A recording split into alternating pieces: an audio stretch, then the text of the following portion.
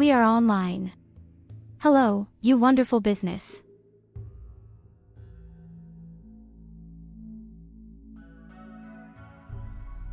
At least I hope so. For me, everything is a bit warped right now.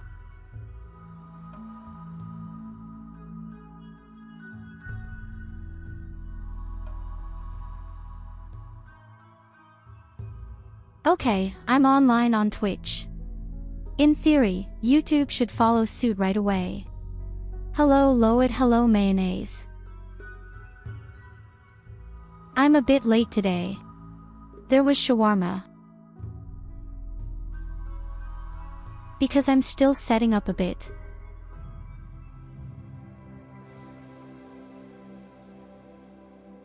Here you go, have a As far as headband. I can, I'll start immediately. Hello SID.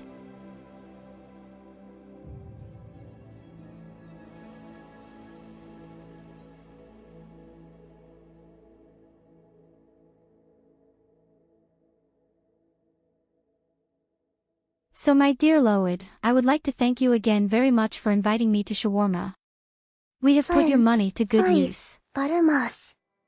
Say hello to your beloved goddess. Praise her as she has arrived. Send her sweets. Say hello to Yulina and don't listen to this mad witch of the west called Tyurru.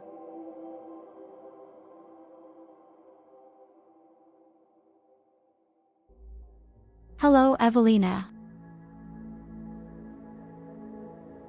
Okay, now everything should theoretically be online.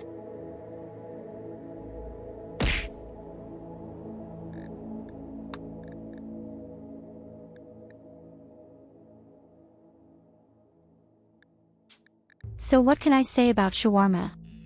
Honestly, I don't think that was a real shawarma I ate today. The flesh was very strangely black, very hard, not really my cup of tea. Being'im. I find it hard to imagine that shawarma should be like what I ate today.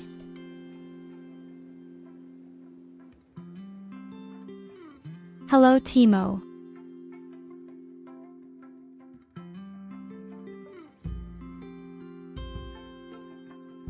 Yes, I was just furnishing. Mix It Up should be finished by now.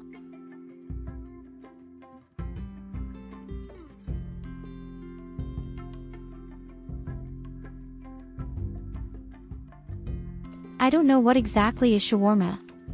This had obviously been chicken, but it was super black and hard.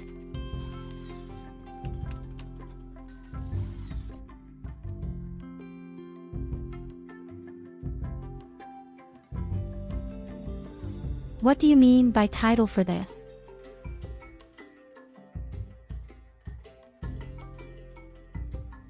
I think the Did you title like is hide okay. black flesh? Okay, it's not the third attempt, it's the fourth or something.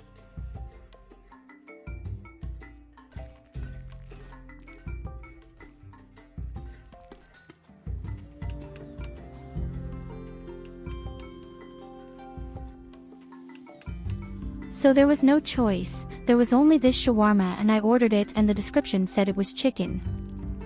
But it was probably just bad luck and it was really black and very hard.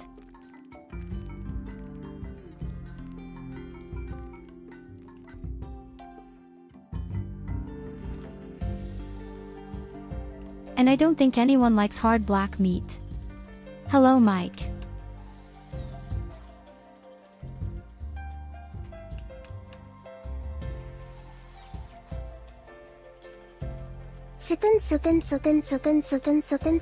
Wait a minute.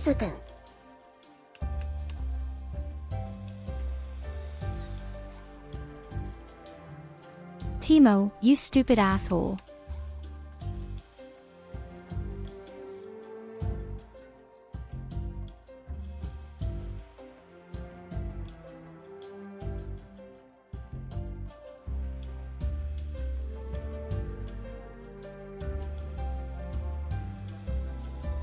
The problem is actually, there is only one restaurant in our country that is really known for shawarma, but they are apparently closed until March 2025.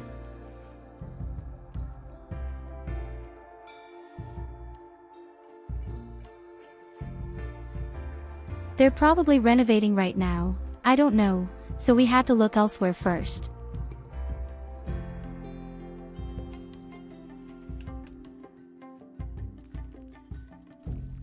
And then I saw this kebab shop that also offered shawarma.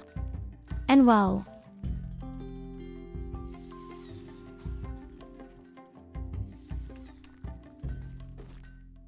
one of my roommates got a kebab box, and in the kebab box there were only fries with meat. There wasn't even any cabbage or vegetables, nothing at all. Place Thai goddess of shawarma.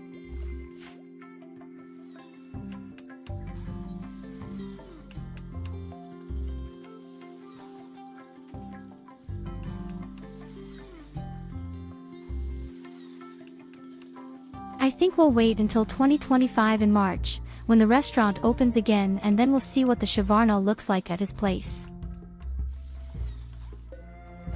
Because in his pictures the shawarma looked quite different.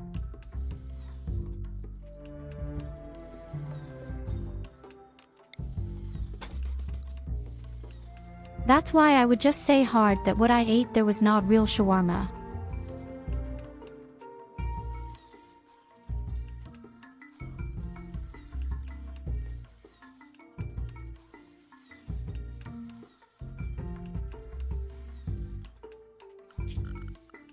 Heck, what if I ordered Mexican food for my birthday next month? You are welcome to order that, but I will not order the shawarma until 2025 in March.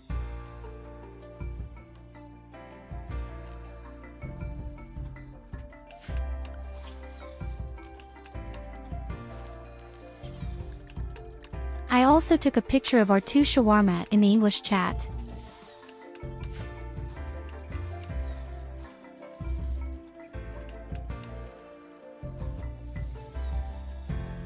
Look at the parts. Is this really an original shawarma?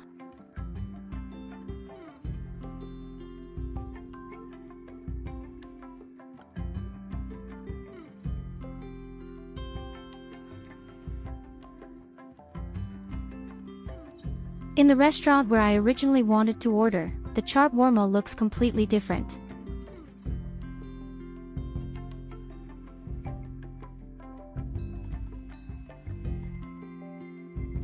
And that's why I'm just afraid that it wasn't original.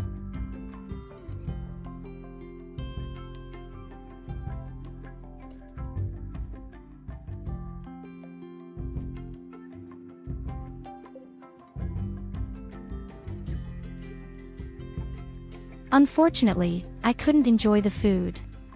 As I said, the flesh had been really black and hard. I'm a little sorry. Emishim.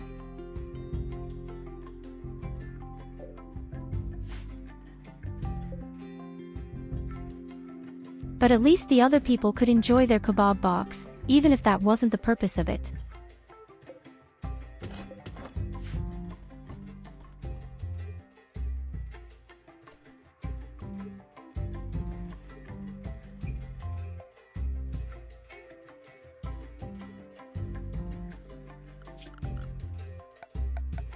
But as I said, we'll just wait until next year and then I'll enjoy a real shawarma at every real restaurant.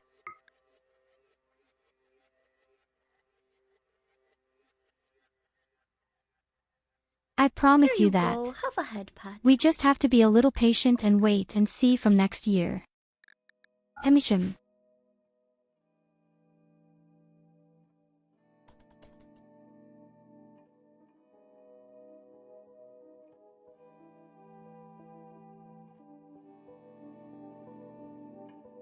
But hey, how are you, and above all, what is your terrarium doing, my dear Loid?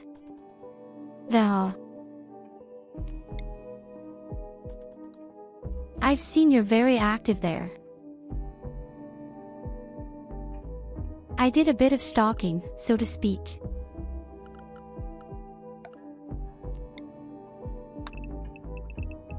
And I saw you're super active in Terraria.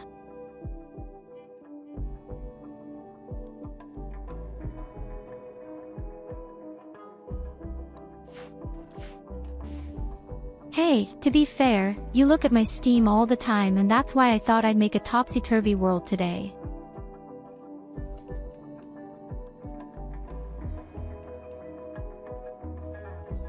I'm just getting something pretty awesome, just a moment.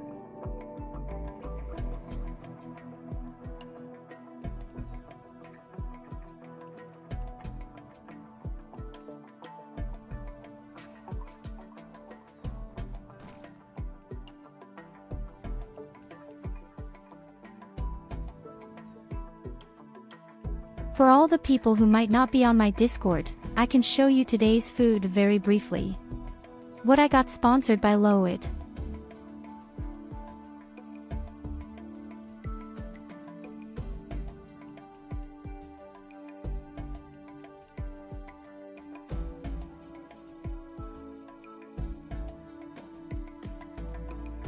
VoD bought us, so to speak. He invited me indirectly. Hello, cucumber.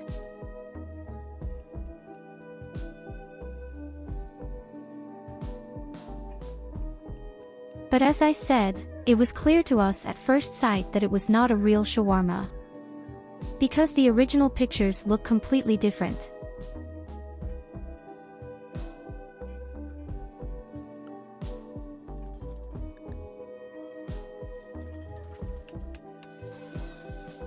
So, where have we admitted to our settlement?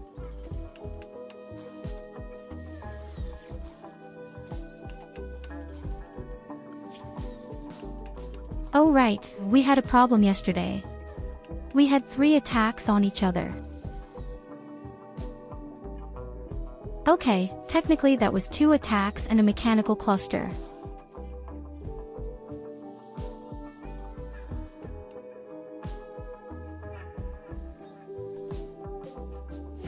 But all 3 things indirectly fought each other, and then the siege destroyed our wall.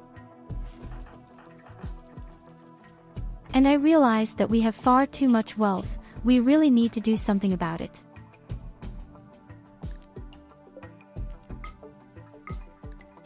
We should actually start running to act.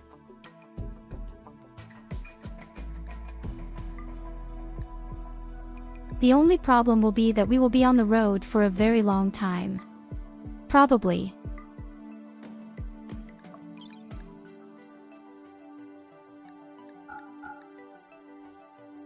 But I urgently need to get rid of my wealth. All my damn drugs are worth way too much. I got a bad feeling about this.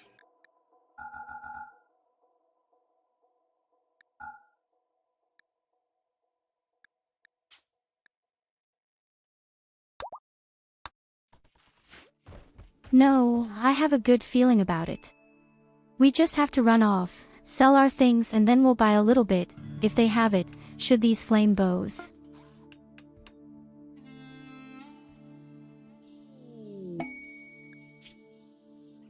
They are mainly needed for my next kill box. The Singularity skill box will be ready soon.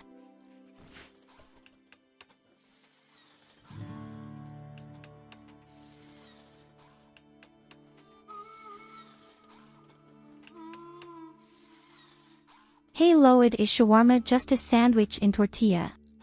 No.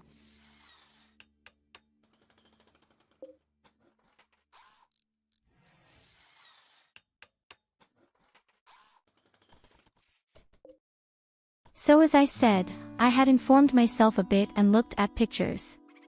And indeed, the original Scarlet Worm looks very different from the one I got today.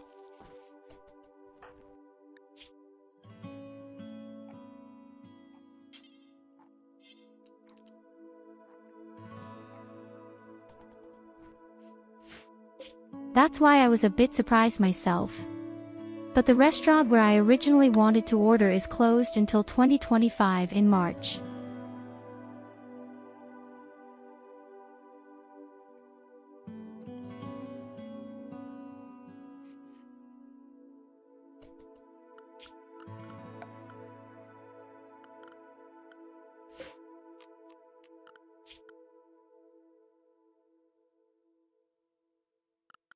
Okay, I'm already planning for my flame box.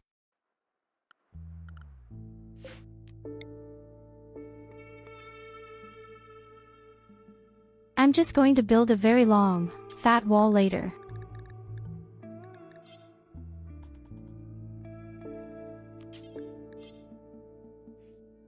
Okay, I need more rocks, then I say don't build a door.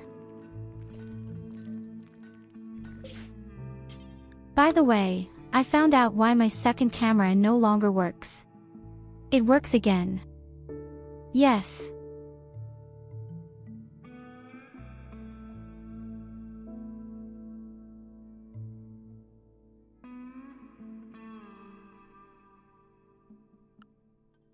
Better mouth movements, better eye coordination, all good.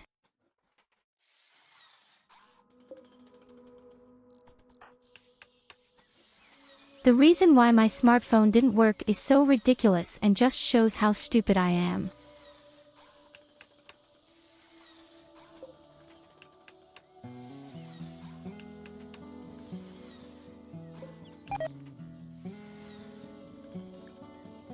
Namely, my camera somehow automatically prevented the app one was recording myself with from rotating with it.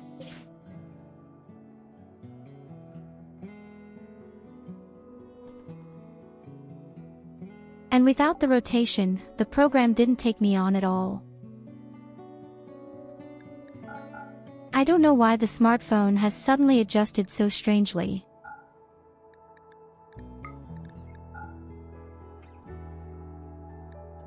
Why do we carry wood around with us?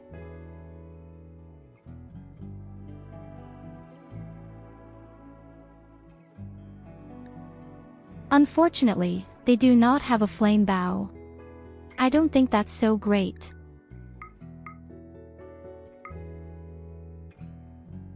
But they would have a bionic leg. I could use that for Evelina. But no, we'll take the high-tech bowl timers with us first. And a staff.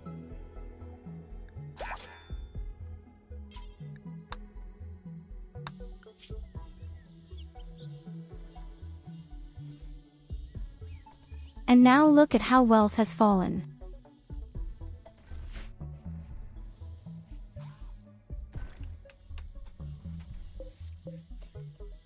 I say yes, we had far too many drugs. Usually that's a good thing.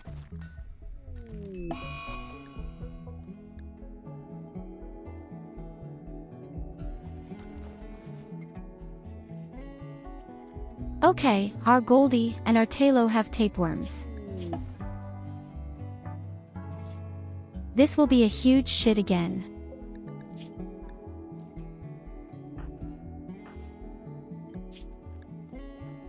Apart from that, they complement each other.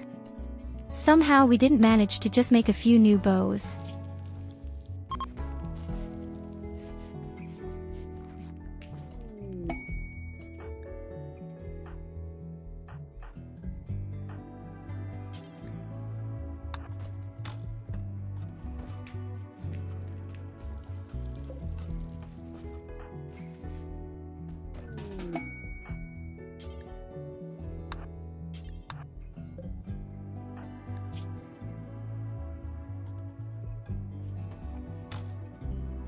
Interestingly, Goldie is now doing so many masterful lengths all of a sudden. And this despite the fact that their manual skills are bare at 10.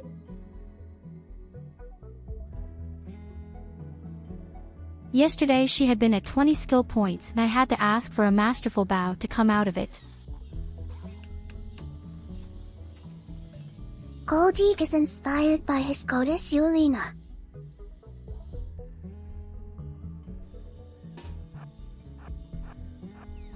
I think she is inspired by yours truly. truly. So when is the W40K mod pack for Rimworld?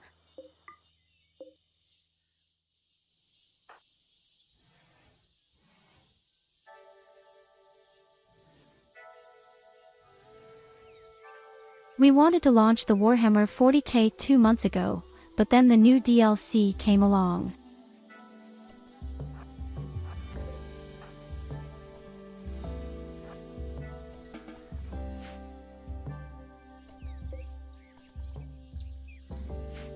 Why she should be inspired by a godless buttermoth? Don't be silly, sister.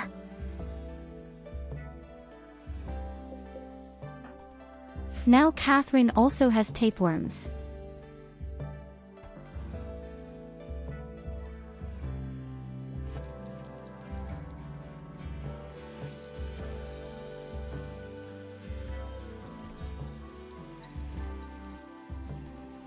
Well, I want Lena. It's very simple, explains. My little sister has been watching all the months what kind of nonsense you are fabricating, and then she thought, hey, my big sister is far better.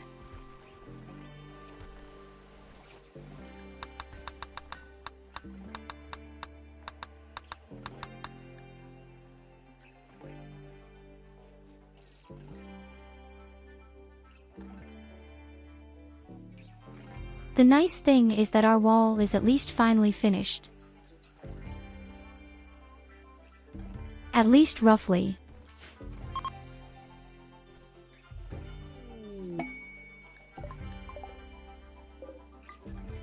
This time I'm so unlucky with our flame bow as well. Unfortunately.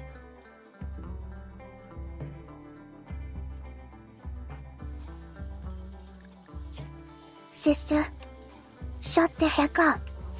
Praising be the true goddess Yulina, sister maybe each add into old lens and yak butter.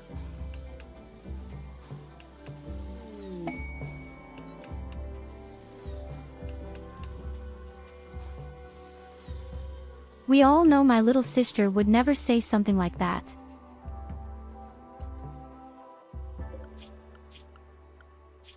Always this bad influence from this would-be deity.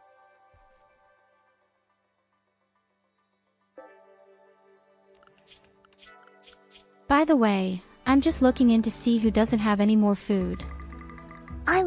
I do.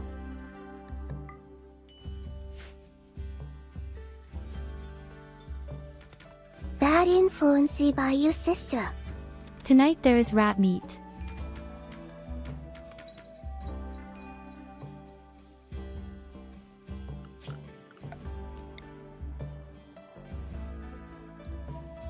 What about you? Ebelina, do you still have to get up so early, or is that superfluous for the time being? Are you okay?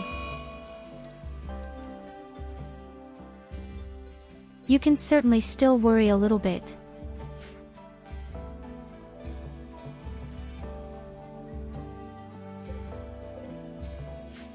Yes, still work. Work.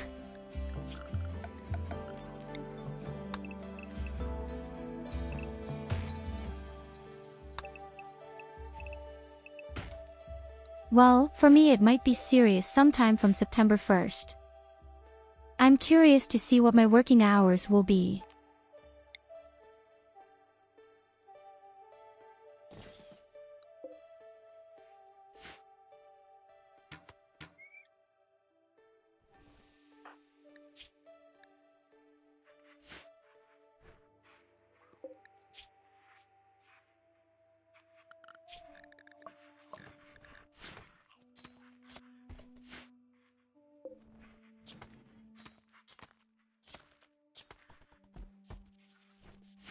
Do the guys even eat the meat just off the floor?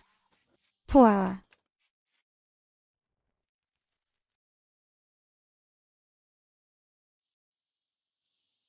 We don't even have wood to somehow ensure that the kitchen eventually works.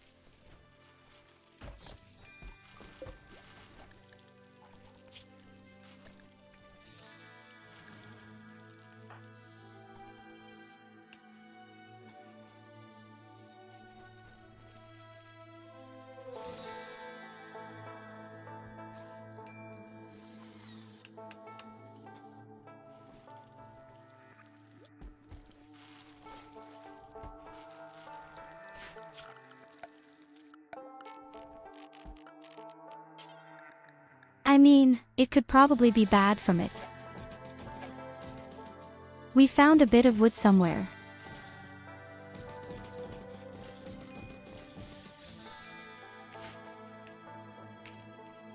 As a result, I have to make sure that my warehouse is cleaned up a bit.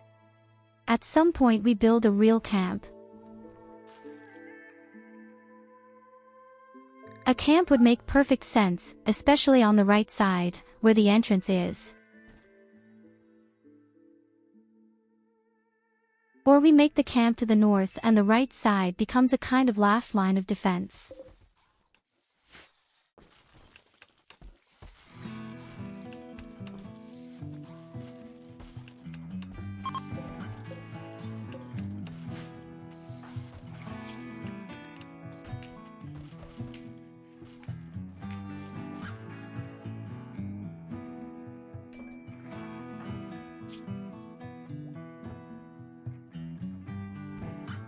So, and with it, our entire floor from the sleeping and working barracks is more or less prepared. Why does Evelina look like she's hatching something?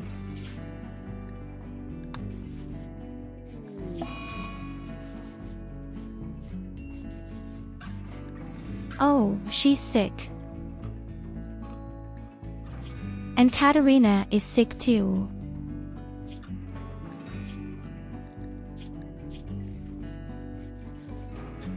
No, wait a minute, Verena is just naked.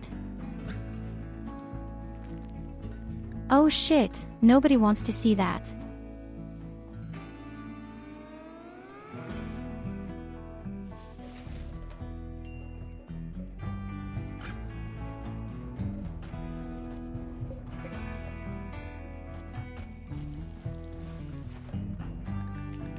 Yes, okay, message received. Maybe we should make some clothes at some point.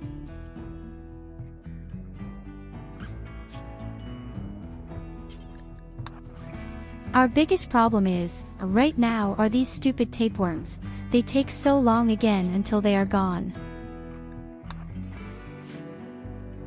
I really hope you don't hatch a green fury.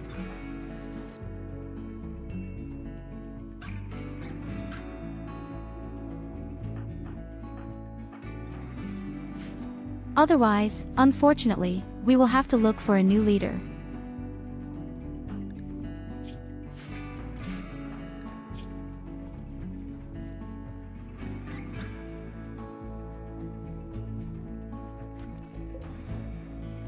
But it works. The surroundings are not necessarily super pretty, but they are not super ugly either.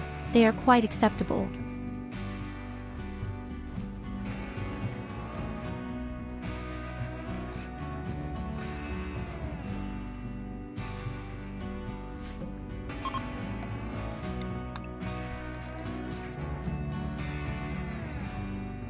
Next, we have to make sure that we somehow manage to tap into a power plant.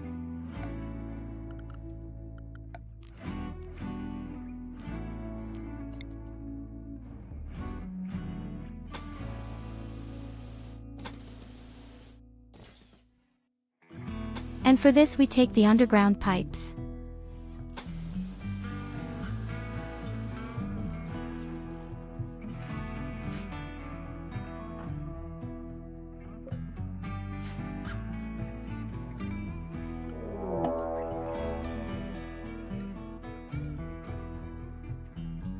A man-hunted pack.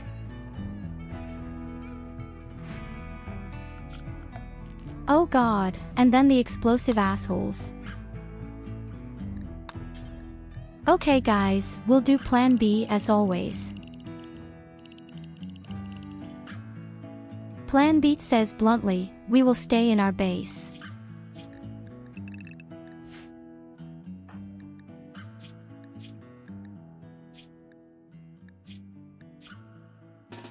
Which of you are the fastest person to close the fucking door?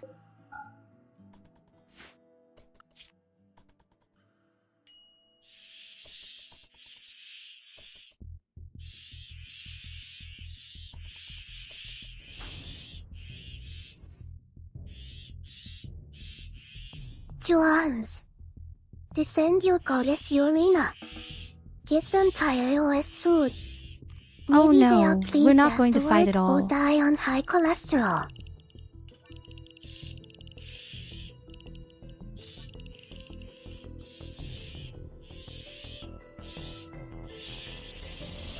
They are gone relatively quickly.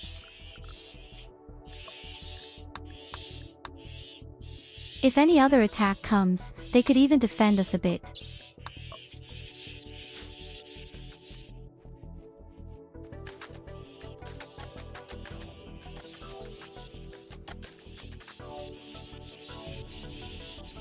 In the meantime, we simply work on our stones, lay the power cable and wait for them to be gone.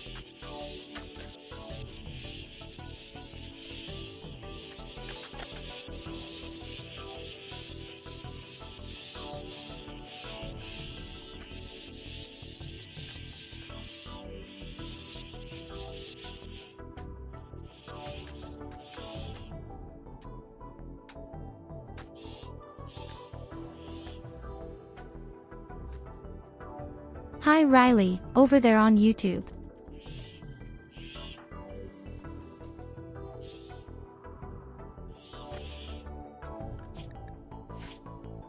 What strikes me right now is that we have captured an ostrich. Oh, it's just an emu. It's just as dangerous, the asshole.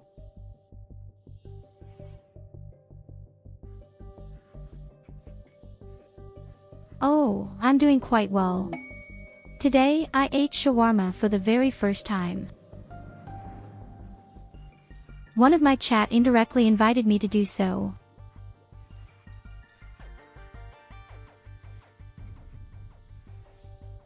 And that had been such a nice gesture. That's why I just wrote down with the note. Yes. I don't know, I don't need a giant bird in my base.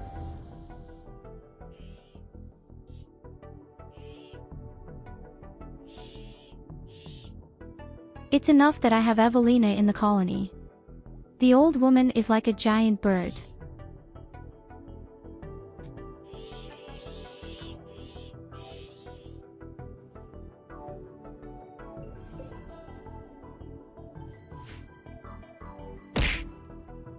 The unfortunate thing was that in my shawarma the flesh had been black and hard.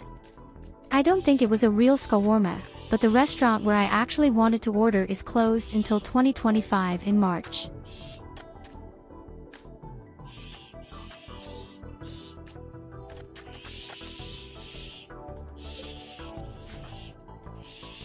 Today had just been a kind of kebab with chicken, which unfortunately had not turned out well. But the gesture had been super cute from Loid. I mean, when will you be invited to dinner? The whole flat community of mine was invited.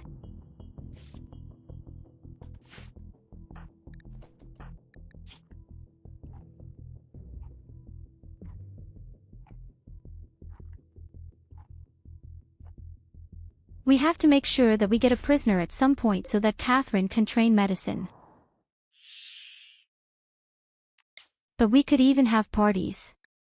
I see it right now. But as long as the animals are out there, not a good idea.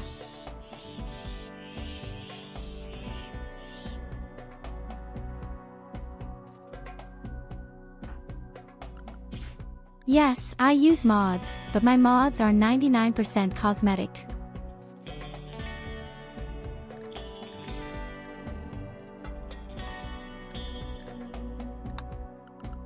I'm currently doing a special challenge. 500% only with combat bows, and if I do something like that, then I do it like this. How is the game foreseen? Theoretically, I could do so many things, spawn items and company. But of course we don't do that.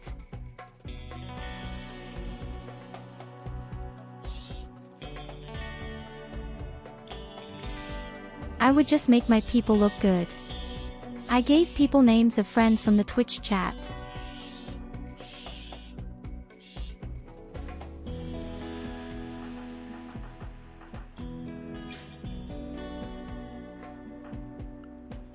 For example, the good Evelina.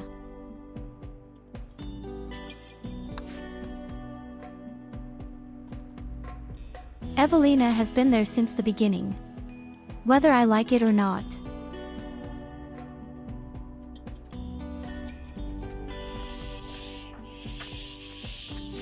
No. Of course, I'm glad she's here. But their god complexes are worse than mine.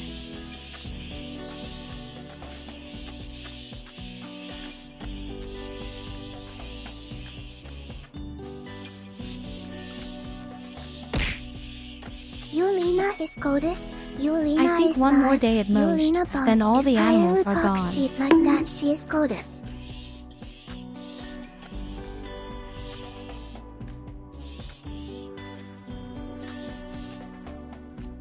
Oh, here we have a very nice quest.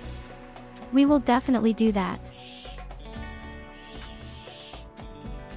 20 people chase a rhino attack, but the rewards are awesome.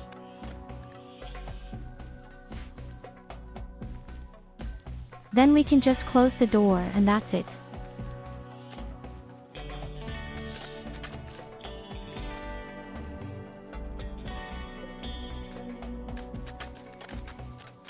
I just said that I'm somehow quite happy that you're here. Abelina. But your god complexes are still very evil.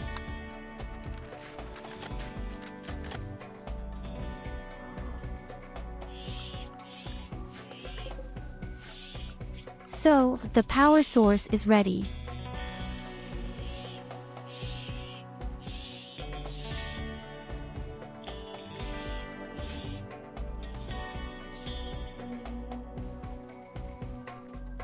"19 of them are still there, but they should actually go now. I really need the power plant. Damn shit."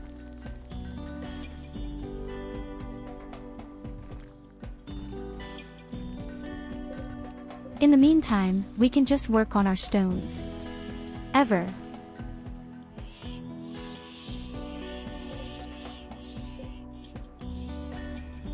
If at least a protective wall can be built around a new power plant, it is already very advantageous.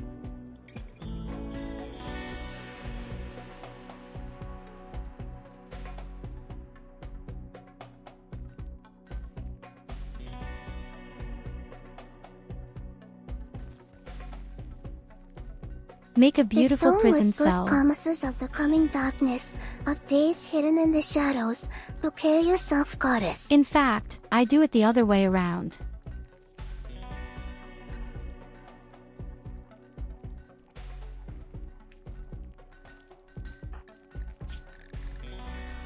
If you make the prison cell extremely ugly, people will be extremely unhappy and then they will lose their faith much more slowly if you want to convert them.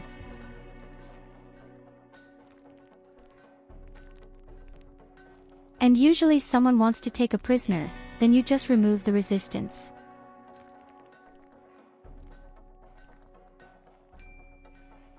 When the resistance is broken, you do the conversion, and then, when you have conversion done, then you do recruitment.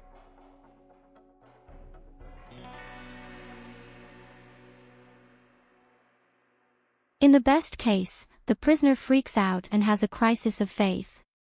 Then it's even easier.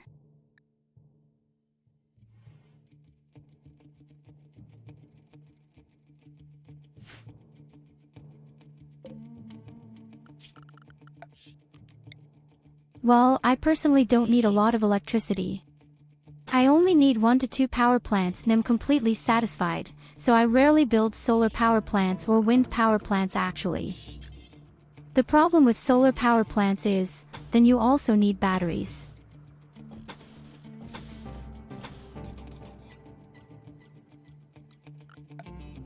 And I don't need that much electricity in general.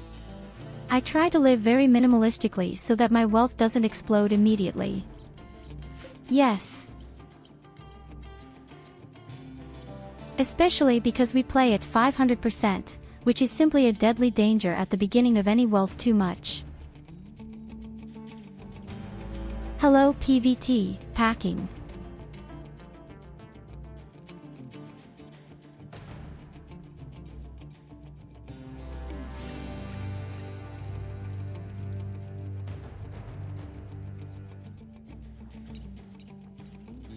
Well, batteries can explode, that's true, but that's not even the main problem. You could also put the batteries in a separate room.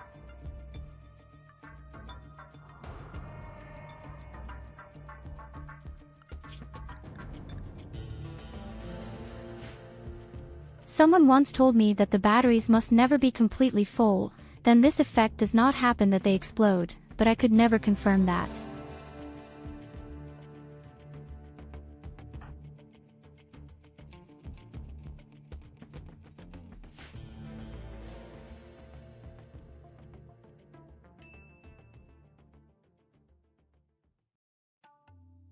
Unfortunately, you don't have the ideology.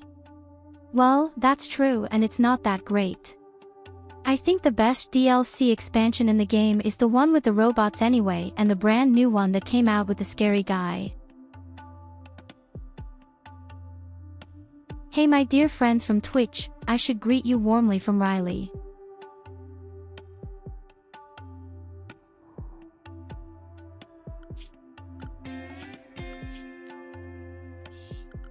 I know, I've said so many times, someday I'll combine the chat with Twitch and YouTube. Praise her. I never got it right.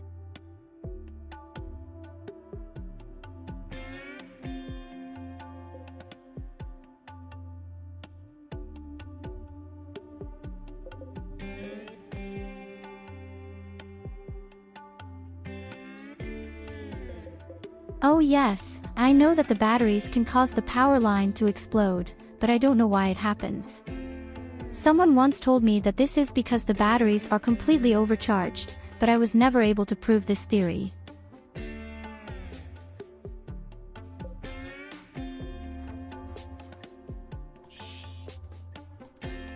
Exactly, Biotech and Anomaly, those are the two best DLC in my eyes, especially Biotech, there's so much new in it.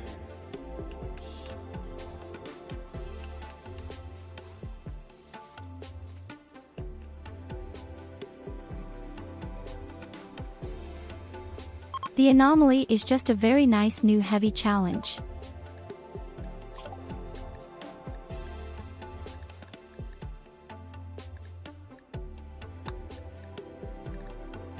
When we have done that here, at some point with only combat bows, then I will make another attempt, where I will have a lot of combat robots.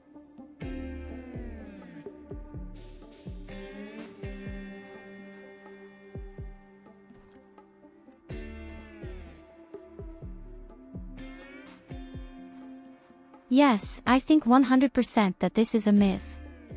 I couldn't confirm it either, says PVT.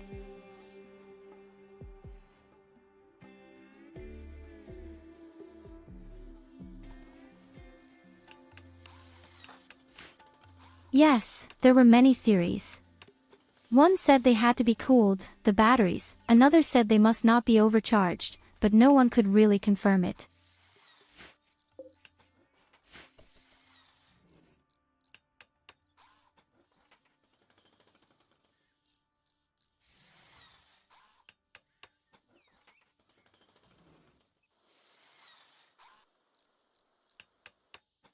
This is actually the truth. If a battery is overcharged, it very often makes ZZT.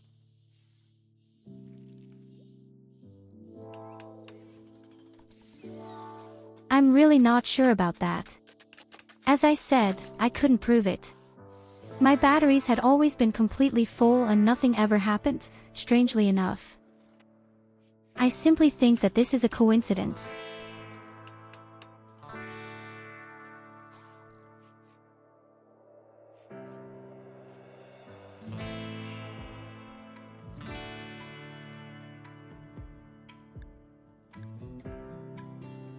It would make more sense somewhere. This is just a coincidence. Sometimes half the base flies around your ears and sometimes nothing happens for years.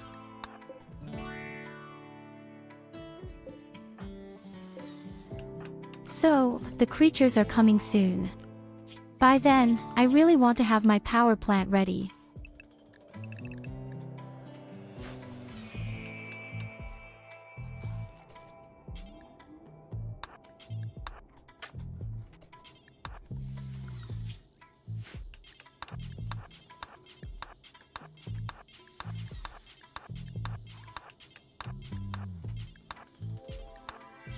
Goldie, you have 4 hours left. Do you think you'll make the wall up to that point? It's not so important for animals, but oh well.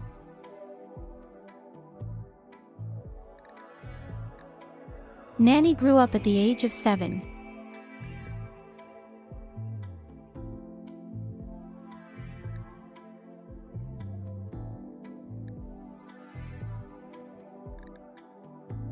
Actually, she is supposed to become a range specialist at some point.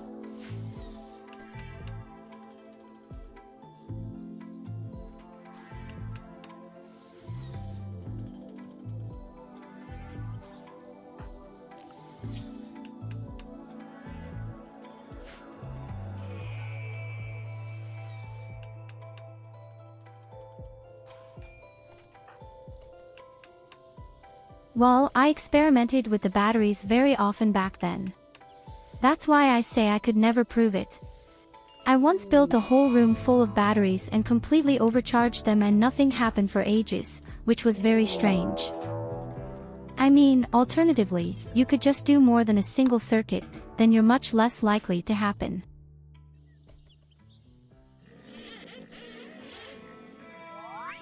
Okay, you're there.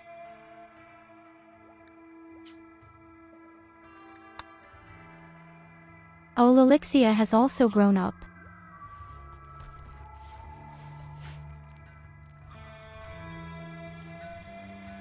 Well, she's 14, that's what she wants to do in this colony as an adult. Yes.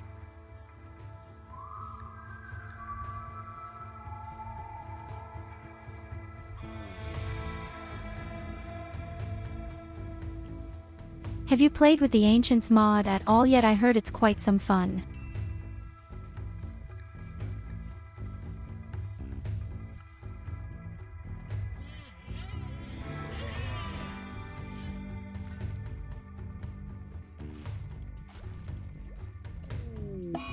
I don't think so. At least I don't remember such a mod. We wanted to try the Warhammer mod at some point, but I haven't done that either.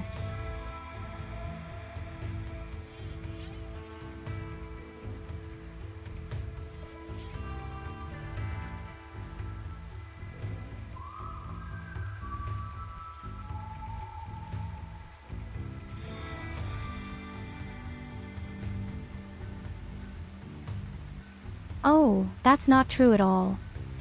This is the second or third time I've used this land. Normally I always do forest or desert or jungle, but I happened to be here last time and decided to join the arid world.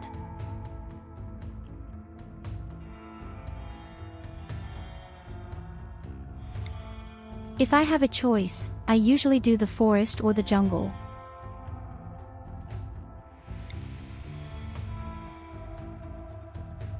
But I was extremely disappointed with the jungle last time, because the swamp is so terrible and prevents you from building properly.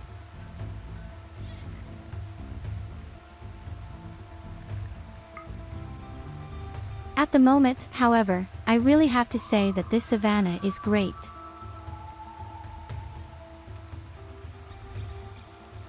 You can build anywhere, nothing gets in the way. There is no mud, no puddles here. Yes. Yes, I know, there is the drainage pump, but let's be honest, these things are shit. Here you go, have a head pat.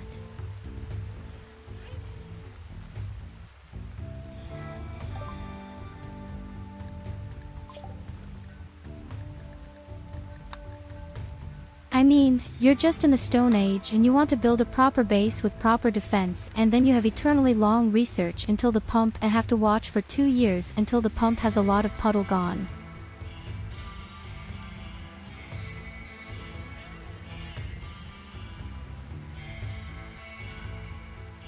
That's a lot of rhinos. Oh, that's only 20 pieces, but we get a nice reward at the end. And I don't know yet what other mods I'll install later. In any case, I want to do another challenge with robots.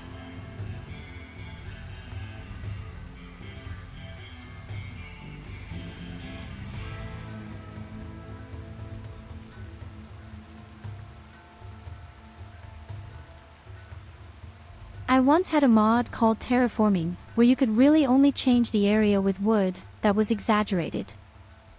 Yes.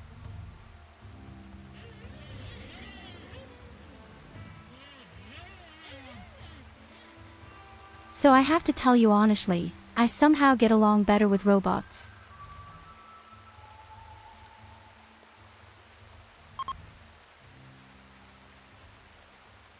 I have to admit to you honestly, I somehow get along better with robots. Especially when you have a War Queen 6 or 7 times. You simply disassemble everything. And maybe 1 or 2 Diablo on top of that. We had already had some really interesting games with robots. From the moment I understood the weakness of my flesh, it disgusted me. I craved the certainty of steel. I aspired to the purity of the blessed machine.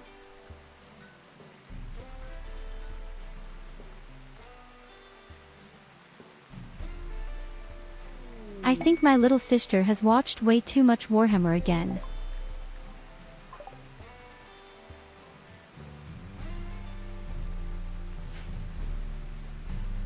New lovers Katarina and Culver.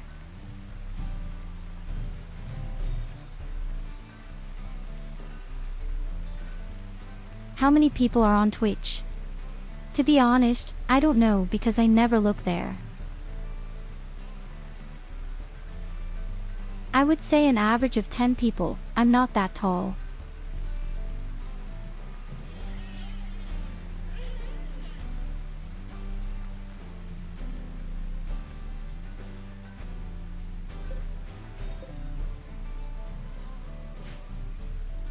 I started the whole thing very small and have already achieved more than I could have dreamed of here. I just didn't want to be alone anymore while gaming.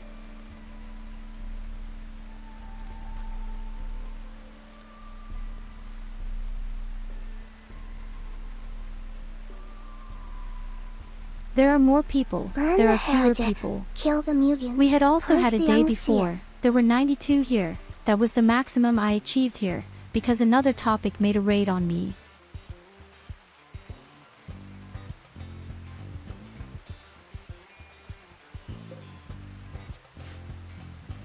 I think that's the way it is at the moment. My maximum is at 18 and the average at 10 I'd have to guess.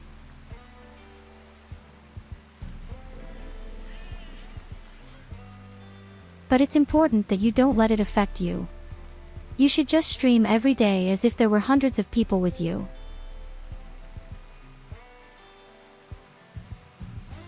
And if you start looking at the numbers all the time and drive yourself crazy, then you're probably going to have mental problems.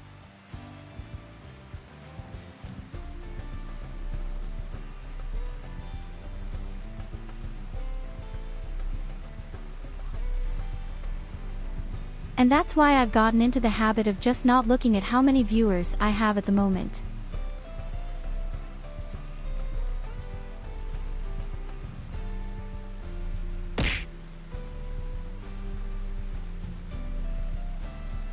I just never look at how many spectators are there. I always react to the chat when I see something and I always stream myself as if I had hundreds of people here right now.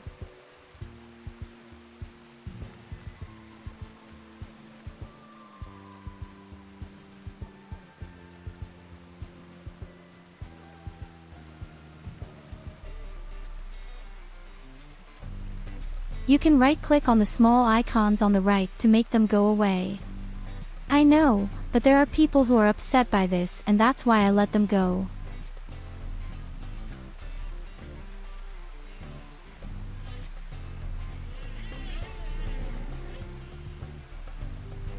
Hey, I'm not a miller, a complete beginner.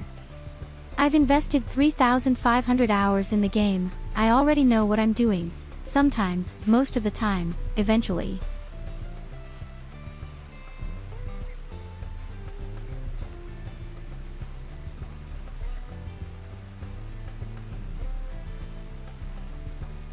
These are correct facts and sound right. As a small streamer you really don't have it easy, that's very good advice, Twitch is just saying. Yes, but you already know my story. I've already read them down 1,000 times.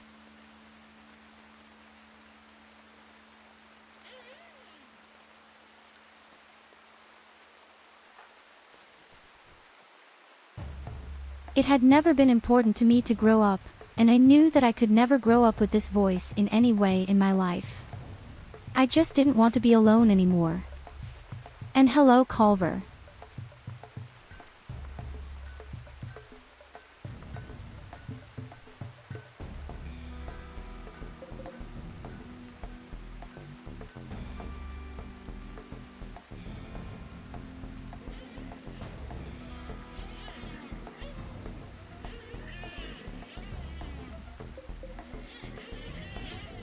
I feel the same way about PvT. Normally, I would have to know everything in this game with as many games as I have invested in it, but I make so many really crazy mistakes.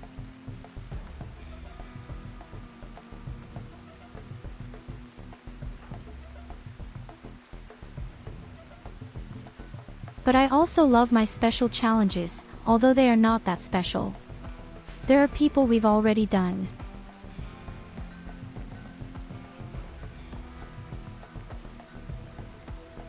I just love playing games on the highest difficulty.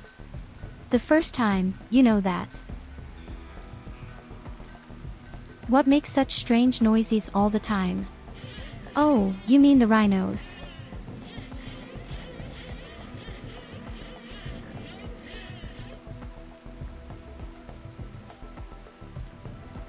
Yes, they're just rhinoceroses.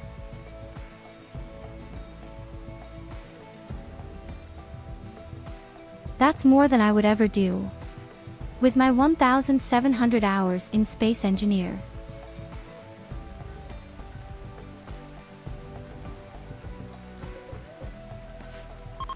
I don't know, do you have any other online game, World of Warcraft or Guild Wars 2 or Final Fantasy Online? Maybe you have more hours there.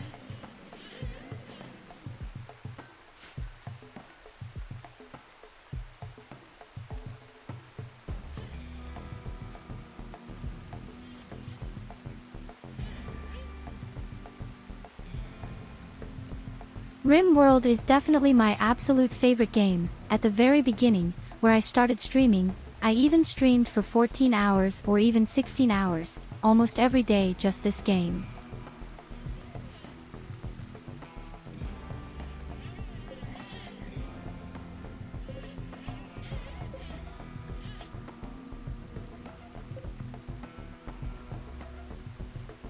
Well, I played a lot of World of Warcraft back then. But I dropped it over a year ago and now I'm online with Final Fantasy, where I'm having a lot of fun at the moment.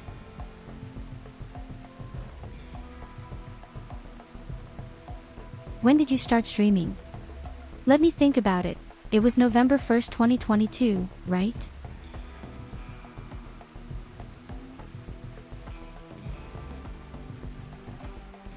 I streamed the first year or over a year with the old avatar, with this one.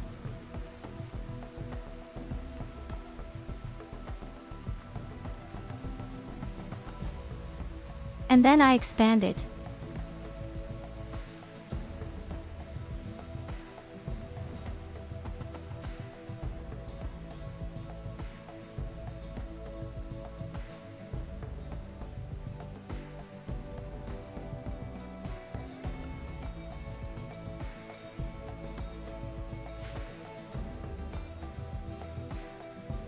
Of course, thank you very much for taking a look, Riley, and have fun. See the wings? Barama.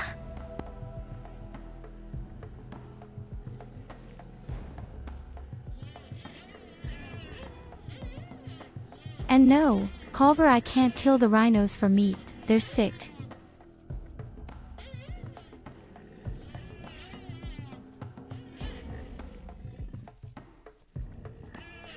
As soon as they die, the corpse is immediately rotten. You can't mine them, you can't slaughter them. Actually, I think somehow yes, 17% both are of them are nice. not sick. Maximum.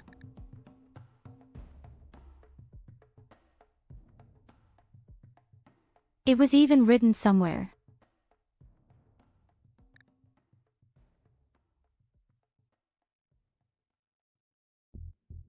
Here is an 82% chance that you are rotten.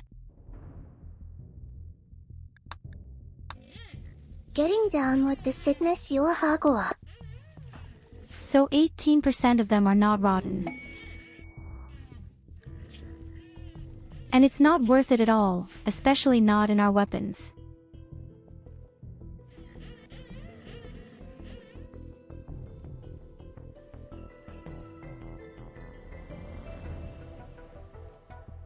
Well, my very first avatar hadn't been so bad. There were some blemishes and she has no feet, but she was kind of cute.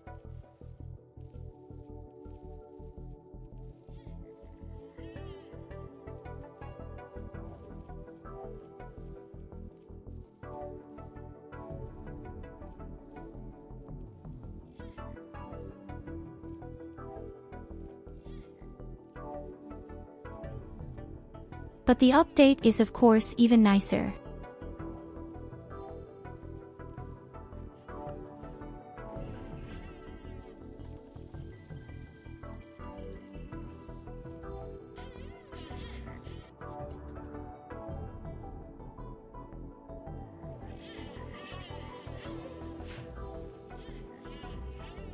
Yes, both the old model and the new model have quite large breasts.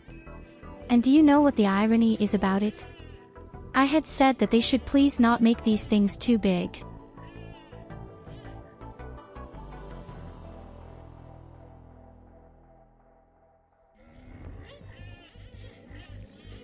In other words, this is already a small chest version.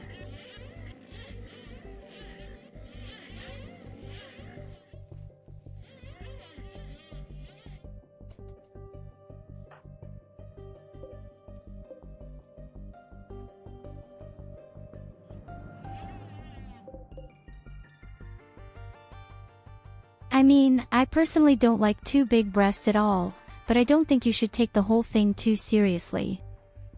And I think they look quite good on the model. Not too big.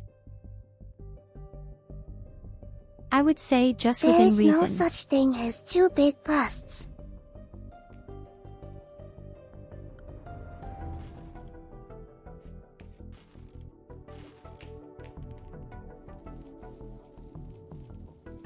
Well, from a medical point of view, large breasts are super uncomfortable.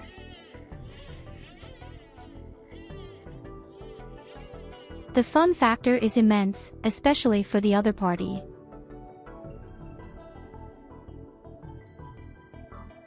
The uranium breasts. Yes.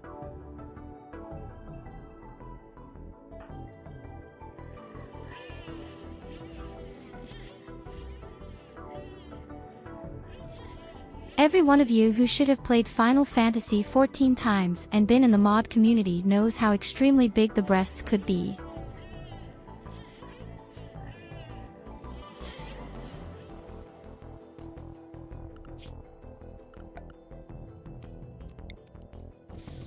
Oh, it just occurs to me that I would have been building an electronic stove a long time ago. And an electronic forge.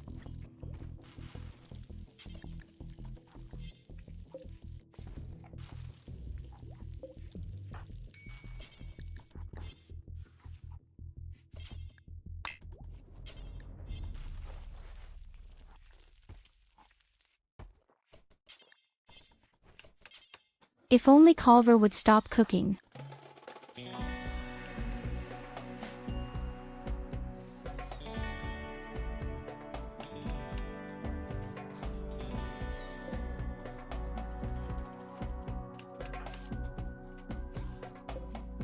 Well, I knew to be honest, but the Bibbo breasts at Final Fantasy still look pretty normal in part.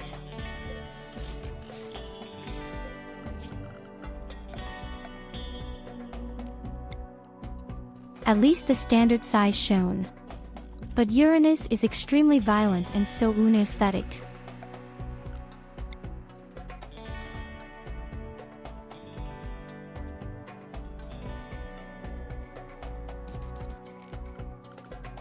I know, tastes are different.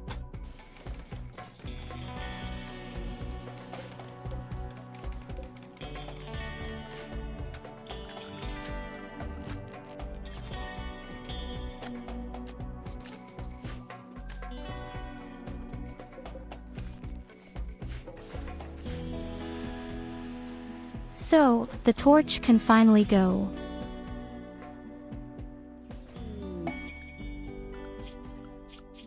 And the rhinos are all gone. This means that we are allowed to go outside. Again.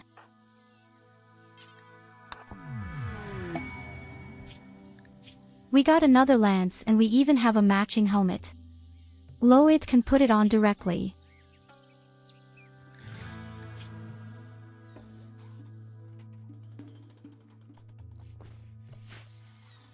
So you already have an extremely cool equipment.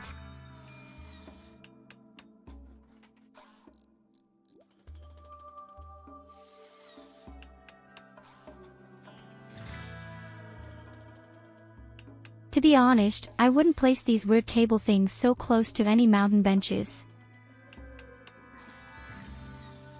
You'll see, we don't have a single explosion.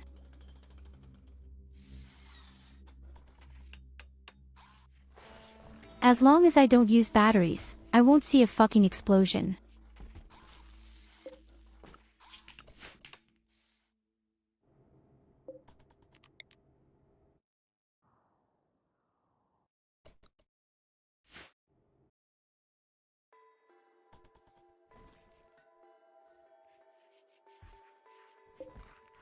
So, the first power plant is standing. I'm going to build a second wall around it and then we'll take care of this firebox.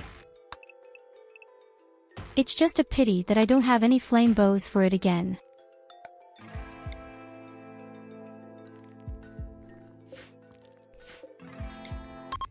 Which could also do that. Theoretically, we could finally have our holidays. I've been keeping it for far too long.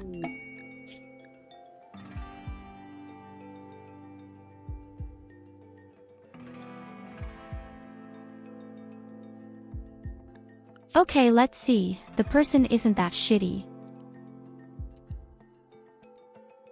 You can definitely use it.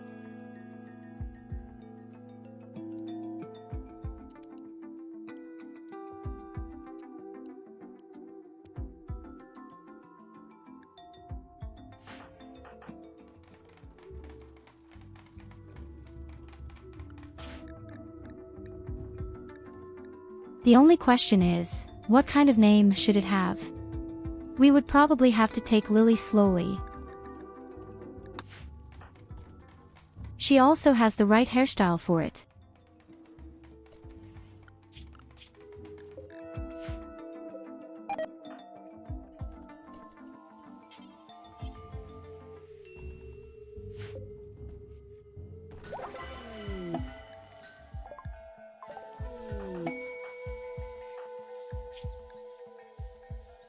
A 7-year-old child named Lo.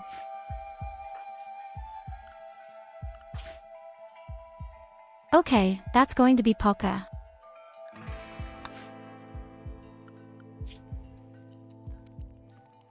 Simply because I'm pretty sure she's going to die.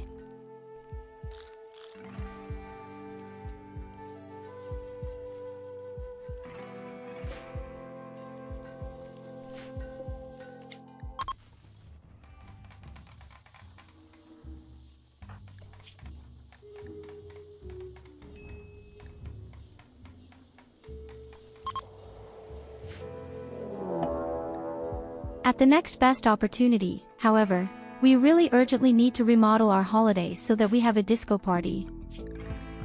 Somehow I have a déjà vu right now.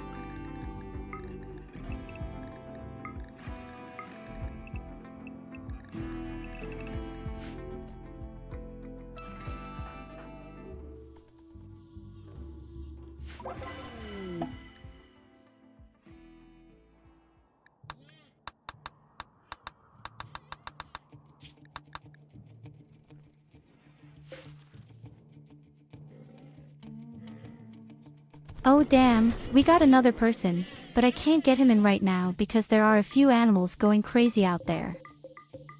Hey, the damn rhinos made me rich.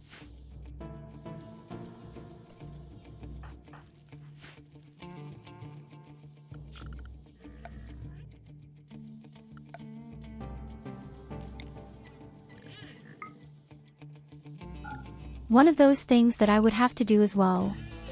I might really have to grow a few trees.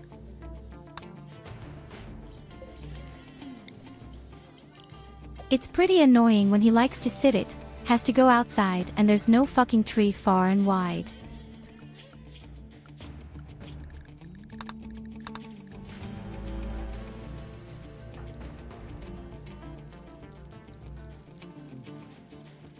We already have 13 people.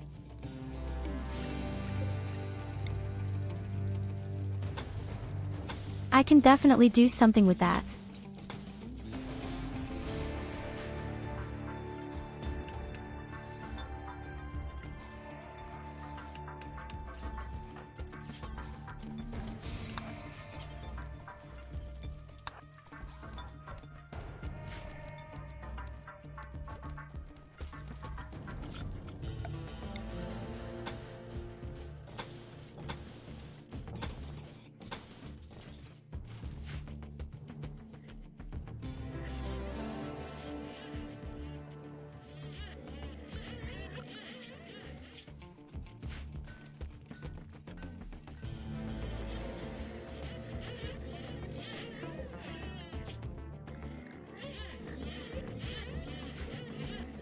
How strange.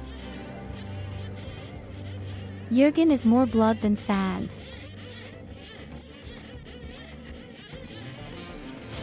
By the way, that's how it feels when you have your period.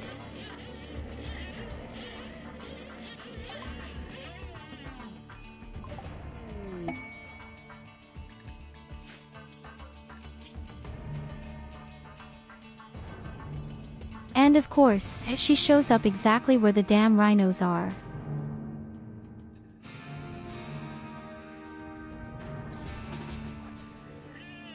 Are you lucky that you're shit? Well, you're a shit.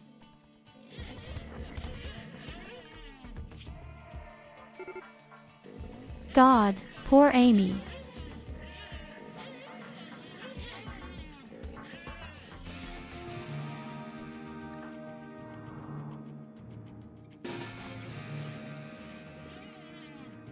And we are trying to save you. I don't know. Afraid that until we save her, she will bleed to death.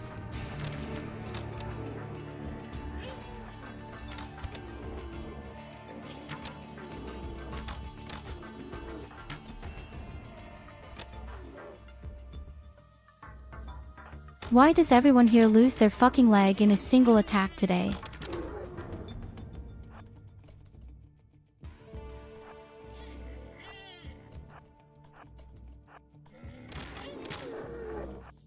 Evelina has lost her leg. Then the new Amy lost her leg. Now Nanny has lost her leg. Somehow this is the new fashion.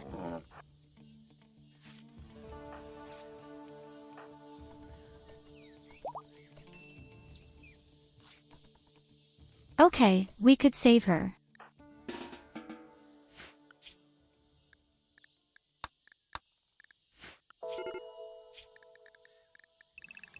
But this can no longer be normal. Someone is constantly losing his fucking leg here. I already need 3 different bionic legs.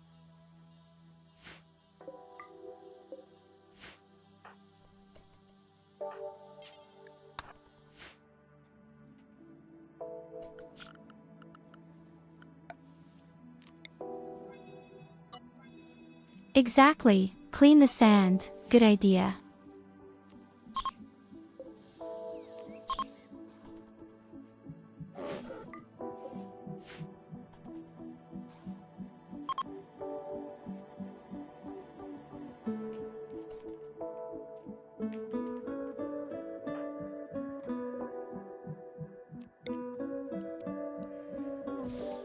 Okay, After this small incident, we definitely have to build new beds.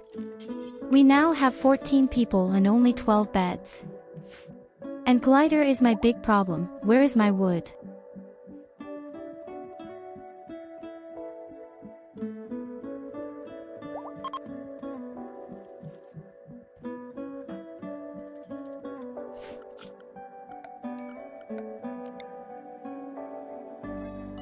So, the box is finally finished.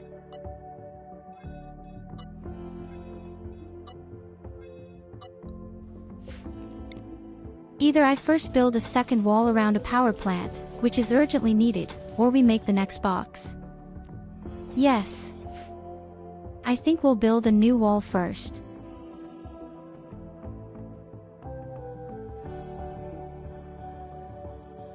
It has to be at least a double wall so that I can feel completely safe.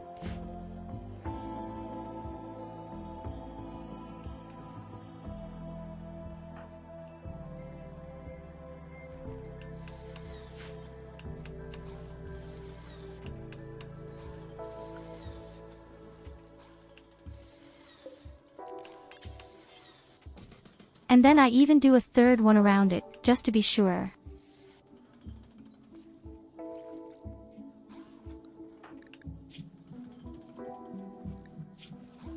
I had the incident so often that strangely enough, the enemies always fight their way through the two walls of the power plant very quickly. I don't know exactly what this phenomenon always is, but somehow they manage to do it every time.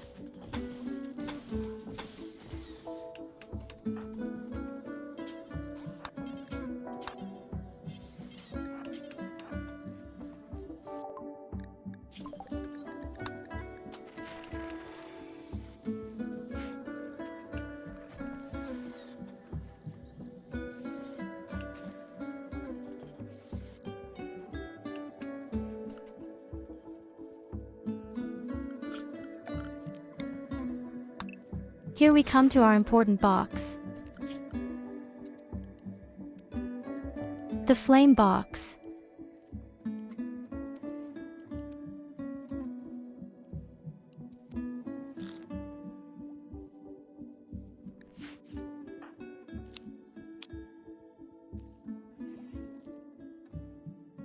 Oh yes, by the way, we need another name. You know what? I'm going to make the person male for now.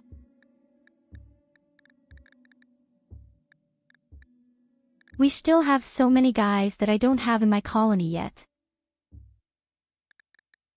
For example, SID.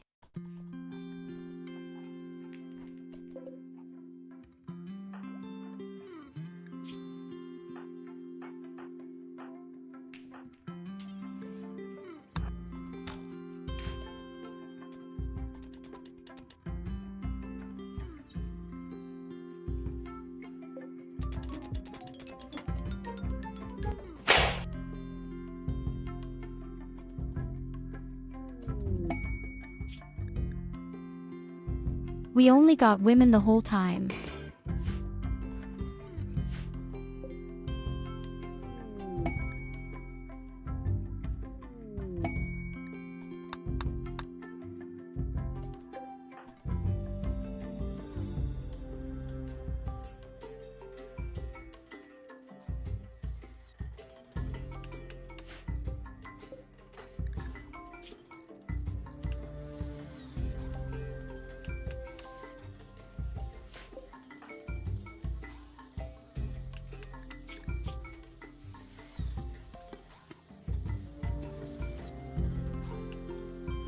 But I really have to say, I'm glad that we have Lilixia, that she has become an extremely good builder is very welcome.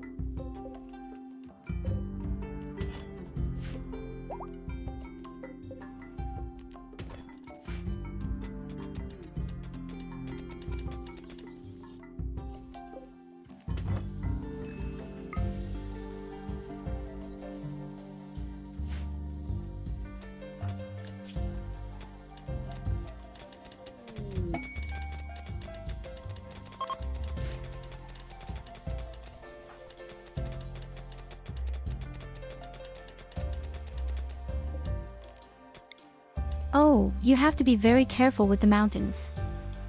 I don't like it at all.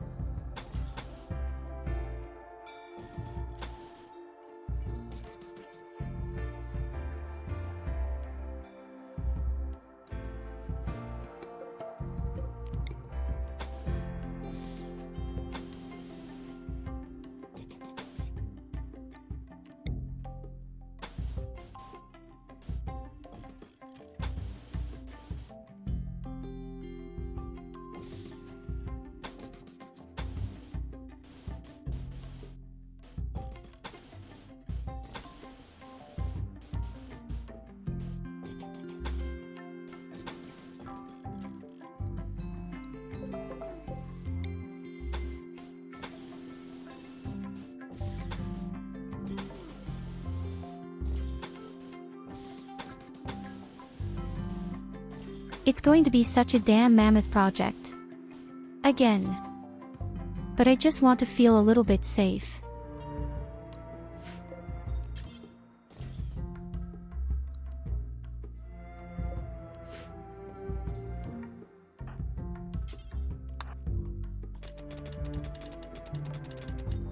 The only important thing is that something is built in front of her so that the mountains don't collapse.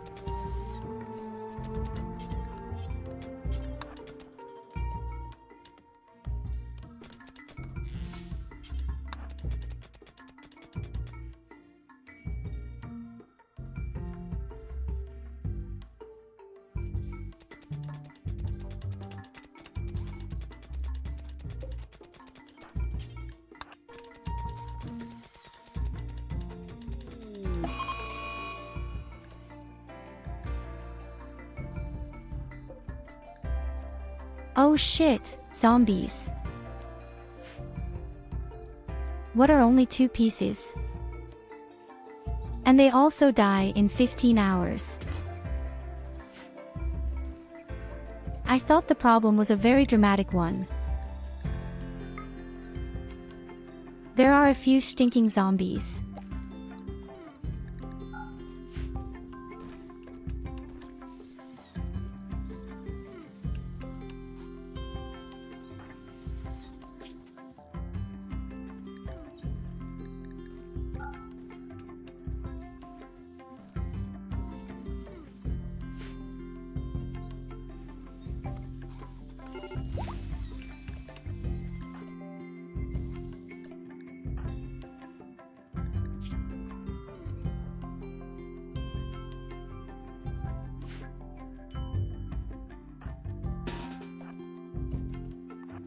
I just say, it's only 2 stinking zombies and Collinger can be eaten.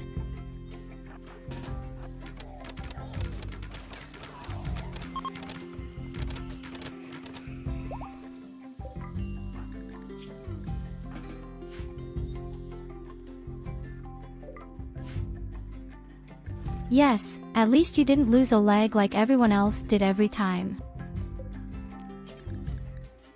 What a complete horror.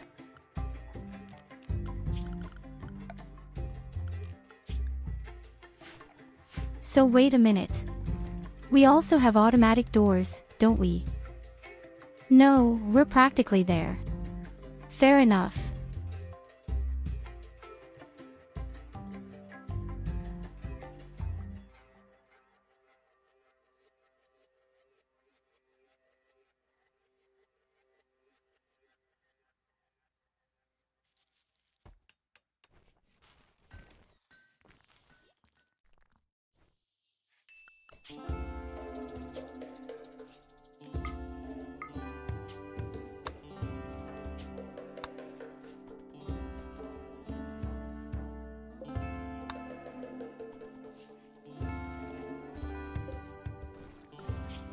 Somehow, I very much regret that we have only one trading partner so far.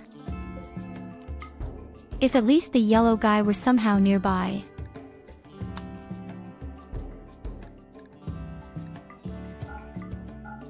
It takes 3 days to reach the neighbor on the right. I just ask you to see if there might be a flame bow.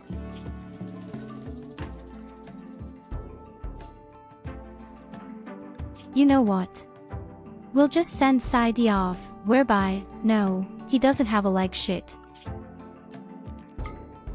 We could send Nicholas off.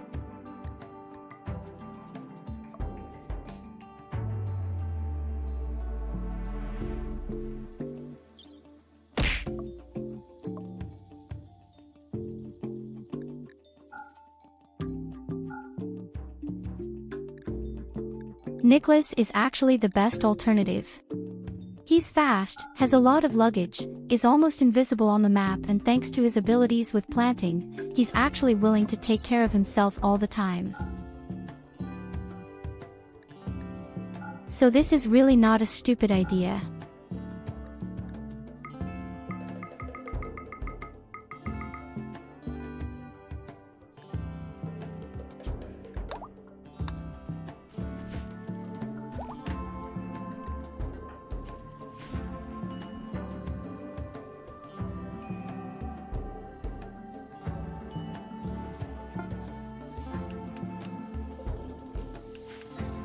I only needed one damn arc of flame.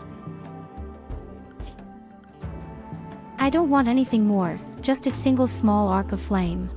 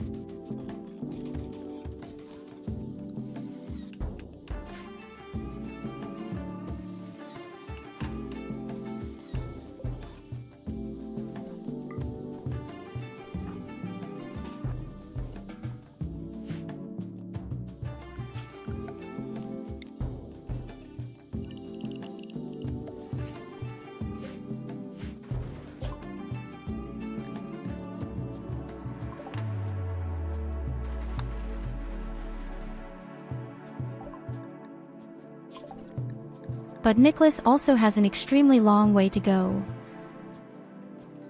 I can almost feel sorry for him, the little one. But only almost.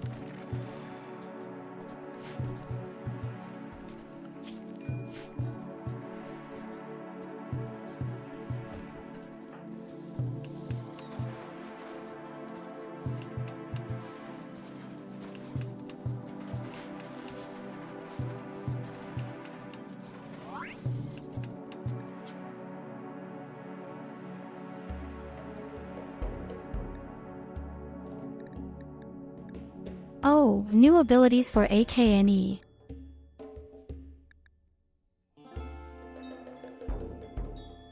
Ironically, the only genius would actually be cannibalism.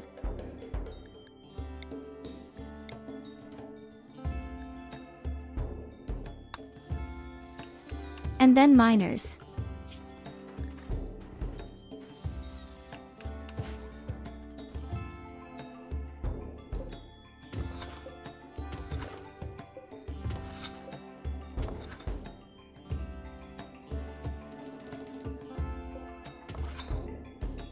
I'll start mining all the steel there, and then we'll build real armor.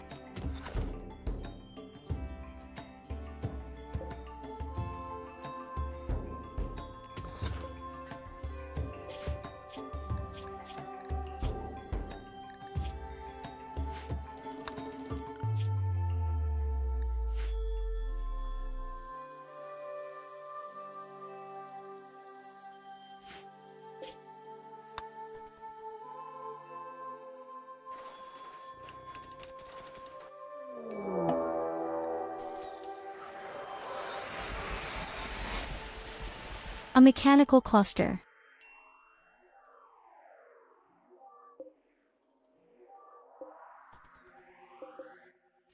Okay, he doesn't do anything dramatic, there's nothing to it. Which could somehow bother me now.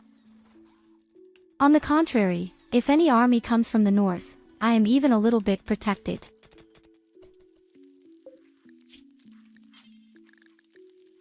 I just hope none of our damn stupid kids run in there out of boredom.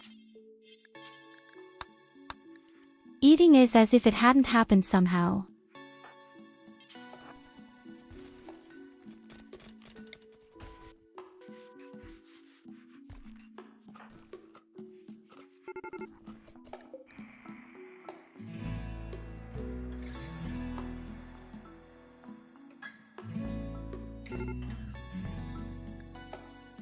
Oh, damn, they woke up. Why?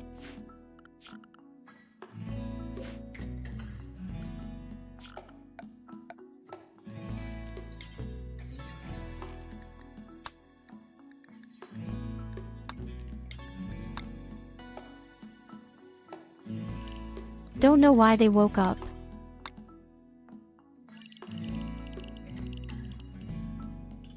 All I know is that it's not good that they woke up.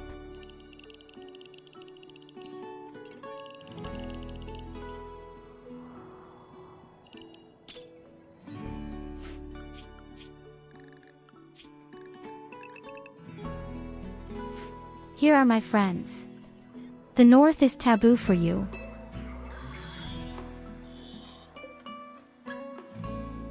No one ran in.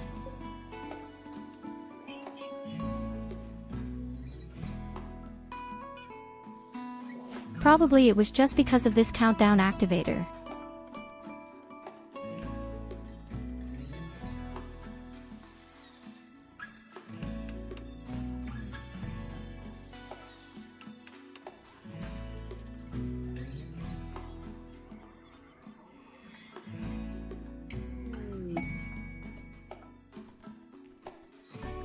Ironically, the damn monolith is right up there.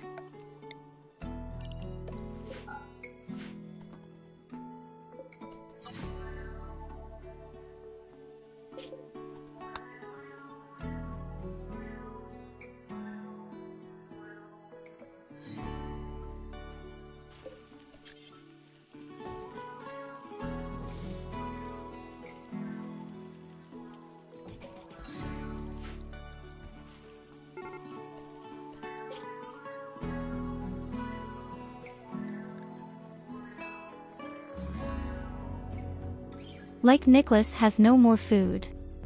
I thought he was a specialist.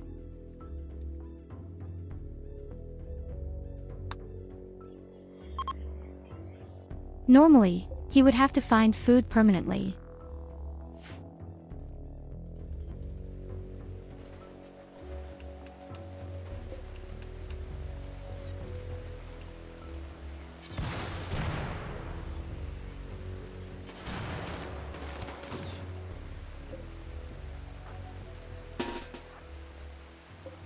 Oh, lick me.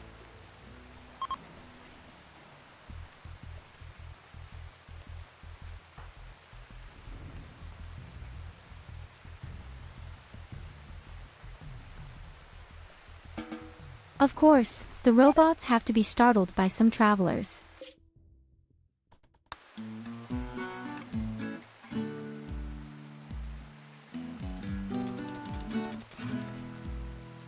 Nicholas got food poisoning because he ate some meals on the streets.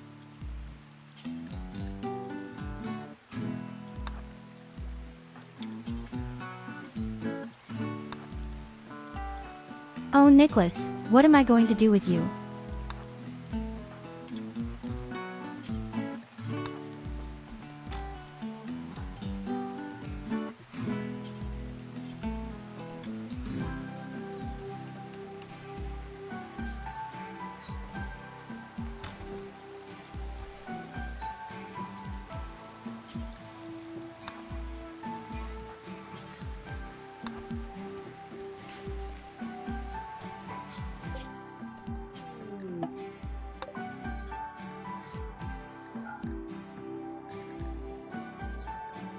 but he has achieved his goal.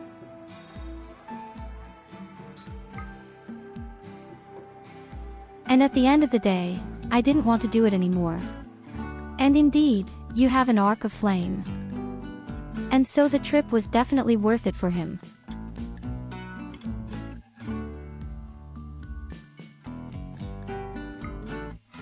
Hey, they even have a shock lance.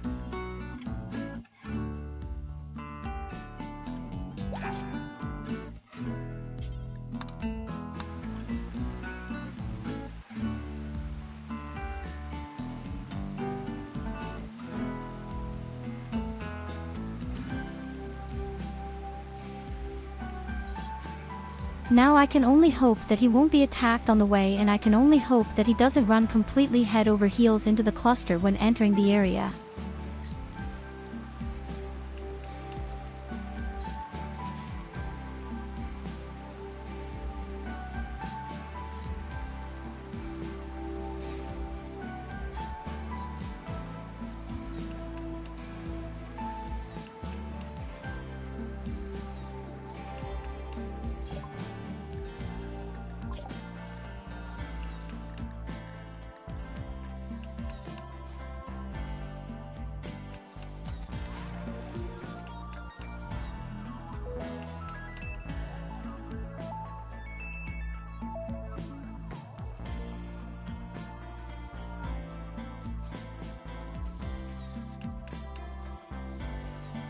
I'm surprised anyway how quickly the box is suddenly being assembled up there. Somehow, the people seem to harmonize very well.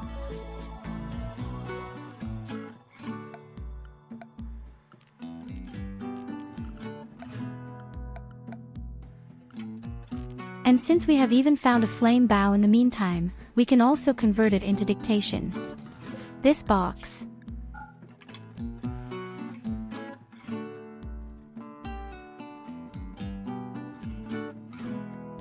I'm afraid that a single one on flank arches won't be enough, but maybe I can put wood there somehow, and if the wood is burning, you already have a really good source of fire.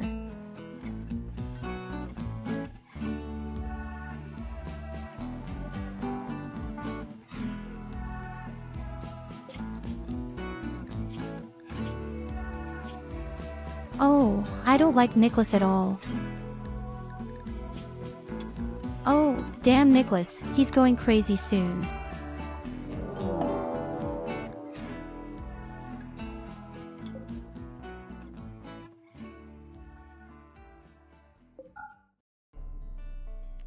And again a man-hunting pack and rhinos again. Something is wrong here. Oh God, unfortunately come in here immediately. With a bit of luck, you might even break the cluster up there.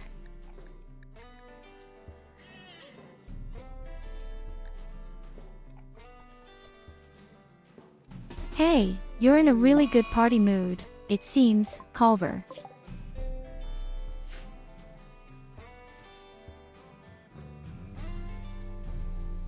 Oh, Nanny.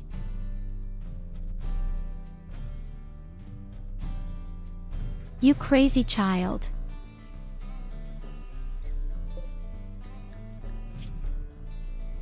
That before abortion at a very high level. Yes.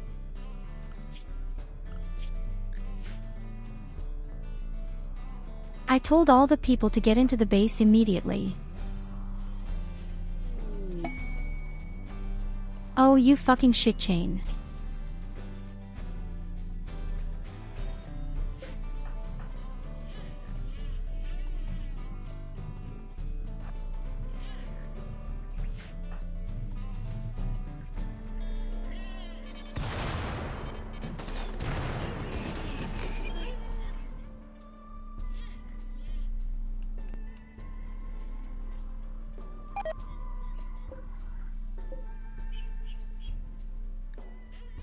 Unfortunately, these rhinos are not as stupid as I had hoped. Where the hell is Nicholas running to?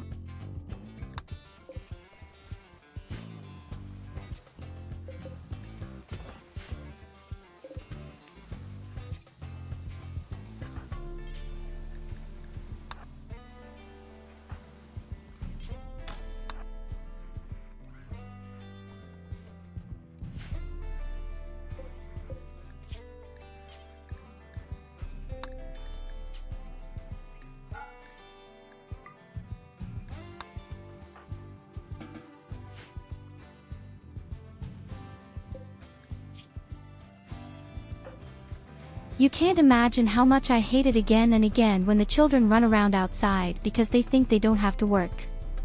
So I prefer to do naturalists, and although you say, hey, all man quickly in the purse, you need an extra invitation.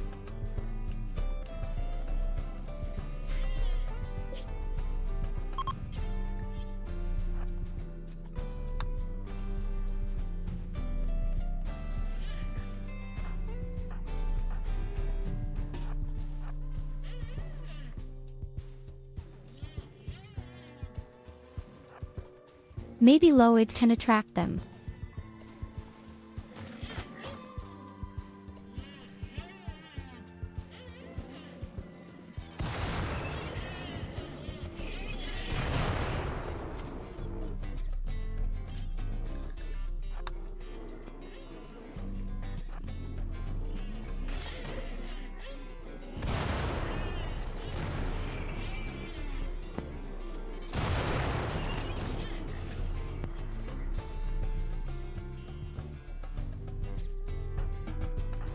Well, if the rhinos run up there one by one, they don't stand a chance.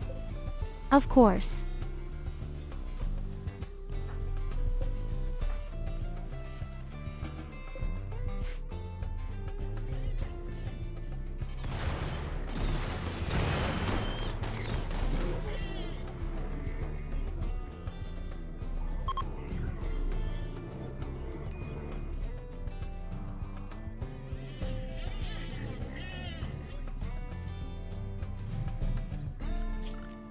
Oh, poor Nanny.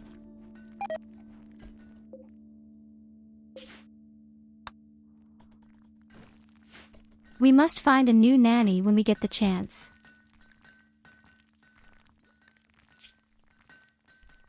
But she had already been a very good child, with very high marksmanship. It won't be so easy to find something like that again.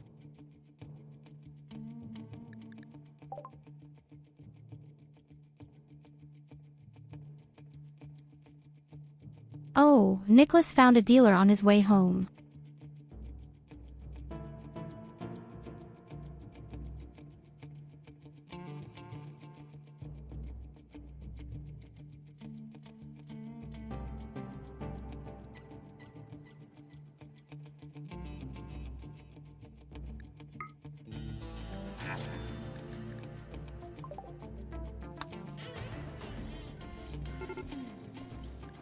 And he bought a very interesting book.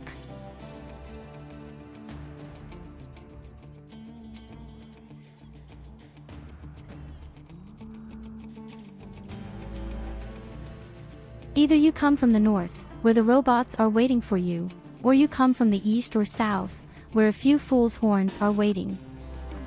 Although I just see that the rhinos are disappearing again. We can turn over 23 of them ourselves.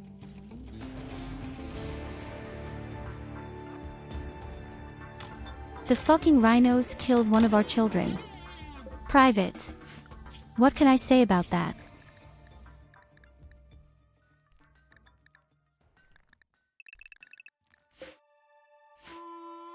I don't know whether to curse the child or whether to curse the rhinos.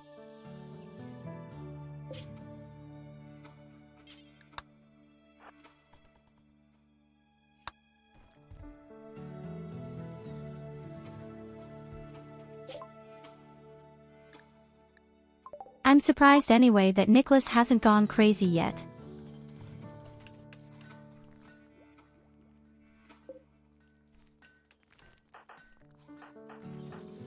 Oh, I don't know, I can't blame fate too much.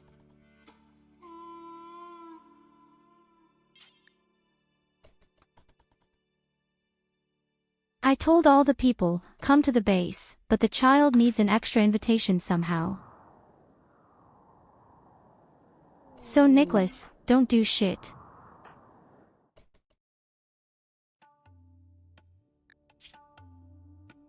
Okay, just one good point popped up.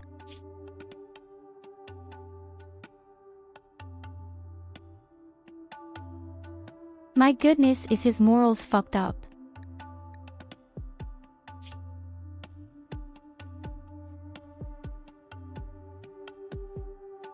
Damn food poisoning too.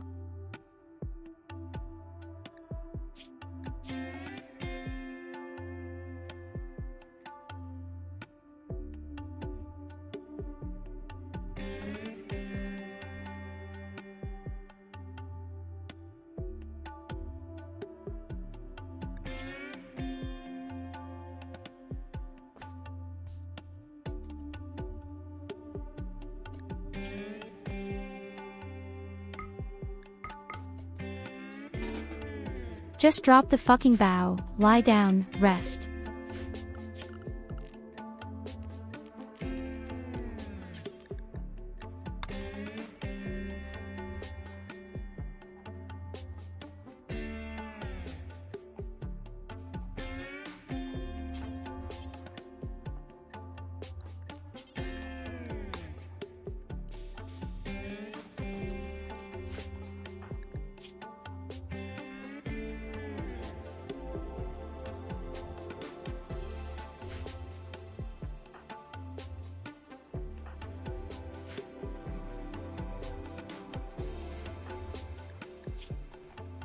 Okay, on the subject of the bow, we will use it to burn the body of the child.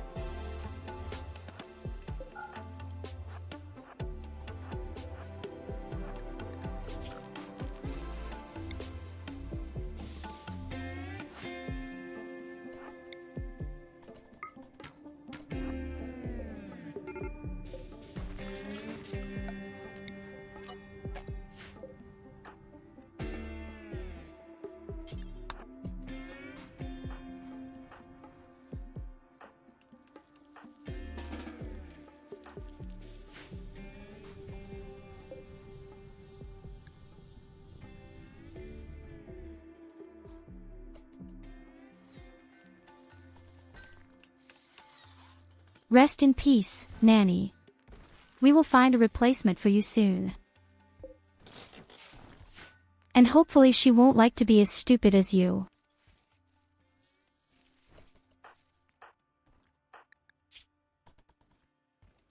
So Nicholas, what's your mood?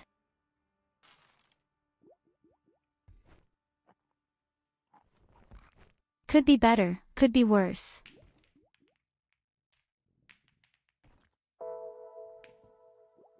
He just needs a few minutes to himself.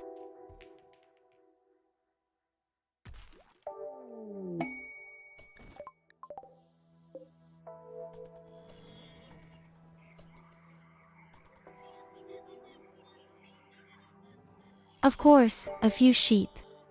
And they are right up there where the robots are. A great idea. Amazingly, they are never attacked.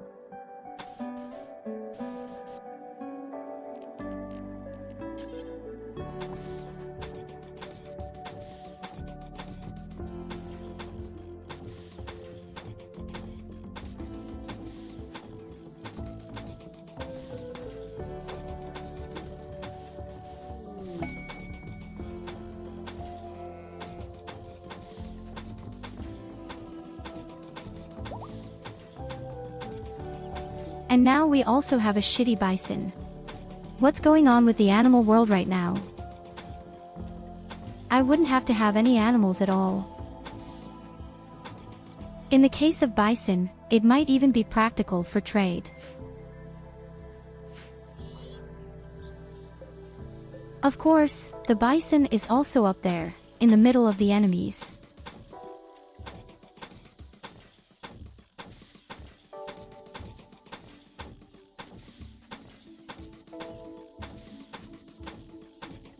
The game is really telling me twice in a row right now, hey, you're getting some beautiful animals, you just have to fight a huge, bloodthirsty robot army up there.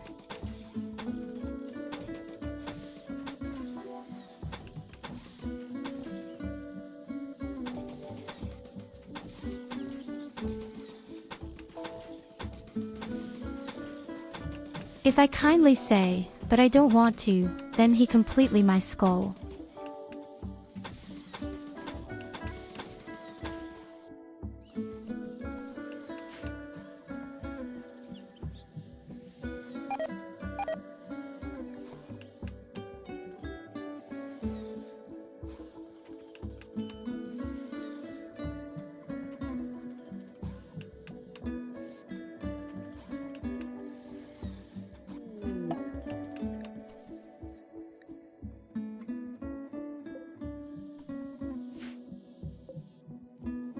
And again a few visitors. Let me guess, they run right through the robots. Yes.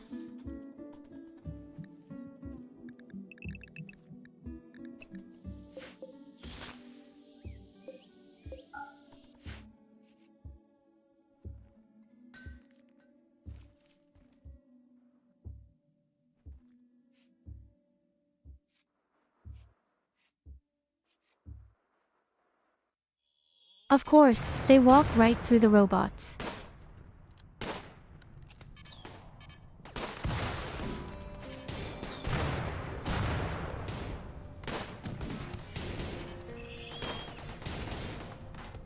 I use the one and only storyteller, the biggest asshole in the universe, Randy Random.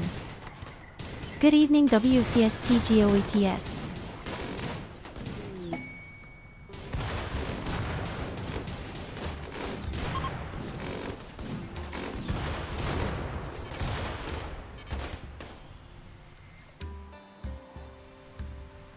This is already the third visit that I have indirectly warmly welcomed.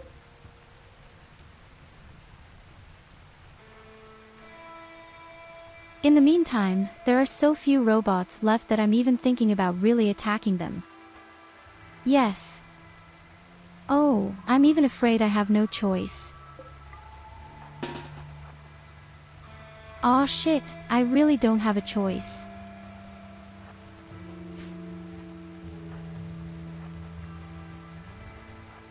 The robots are monstrously aggressive right now.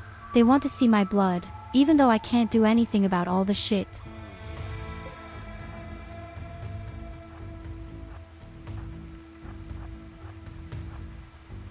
Oh, don't worry, these guys can't do anything. We have a person who already has some good equipment. If any of my children think again, hey, let me cuddle with the robot.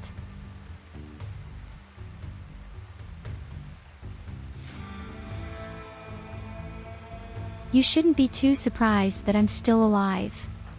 I mean, this is the fourth attempt.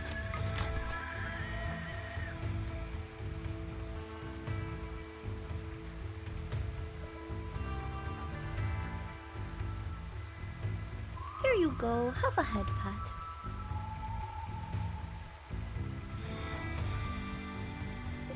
The first attempt only lasted 4 hours and I was dead instantly. The second attempt was super cool, but then came a huge robot army with 3 Diablo and I would have survived them, but I made a huge mistake. The third attempt was complete. For the suitcase, took 2 hours. And this is now the fourth attempt, so to speak.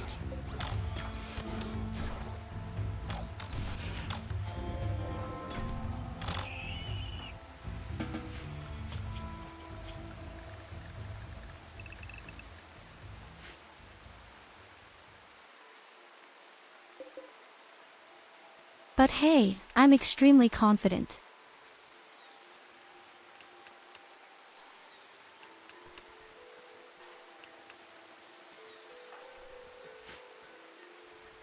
This time I also have my singularity skill box. If I had had it before, we might even have won against the robots last time.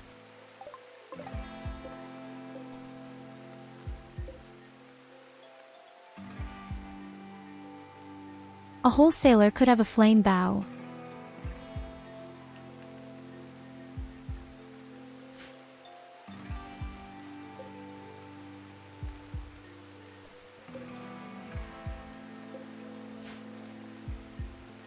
I just don't know what to do up there yet.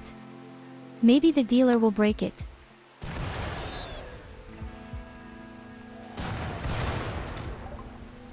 Oh shit, I wanted to act first.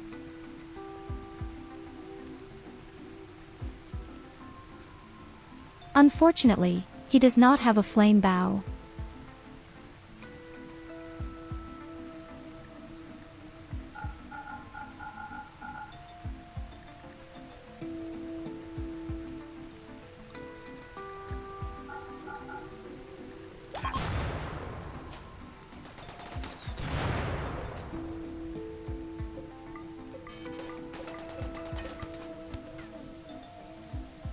Oh god, there are so many treasures here. Here you go, have a head pat.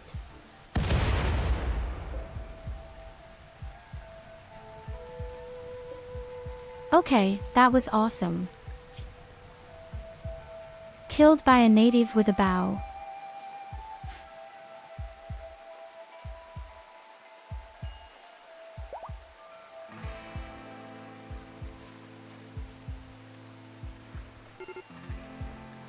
I'm sure you can do the rest without me.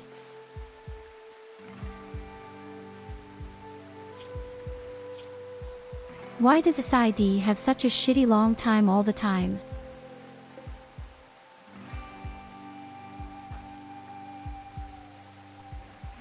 Chip guy wants to have a gorgeous bedroom all the time.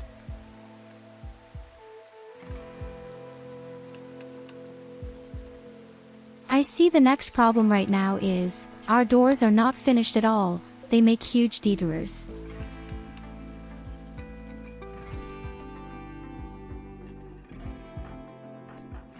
Yes, it's also because you only have a single leg. That's the next problem. It simply takes you twice as long to get from A to B.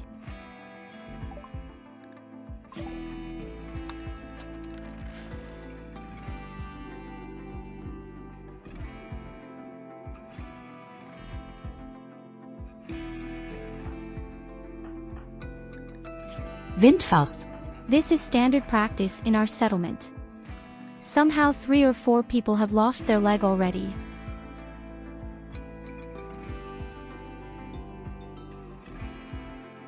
Now I remember, I know why Nanny didn't get to the base in time to escape from the rhinoceros. Her leg was turned off. Wow!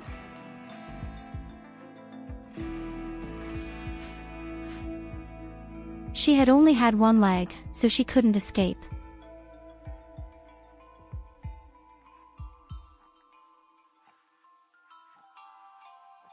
Evelina lost her leg to fire at the very beginning.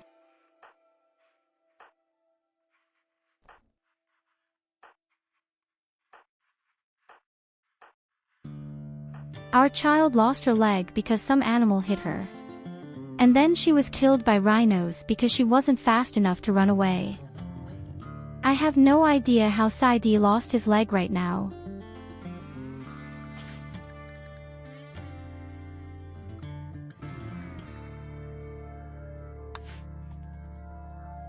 You probably don't even see that anymore.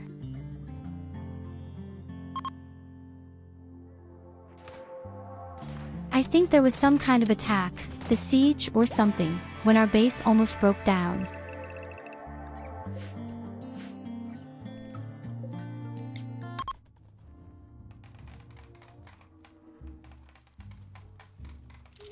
Okay, but that also means that the mechanical cluster is gone and we can have a few parties and call new people eventually.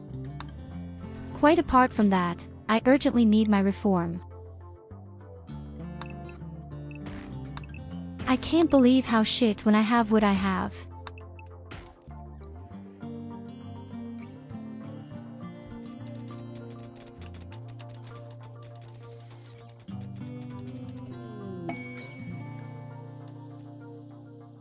So, our box is ready.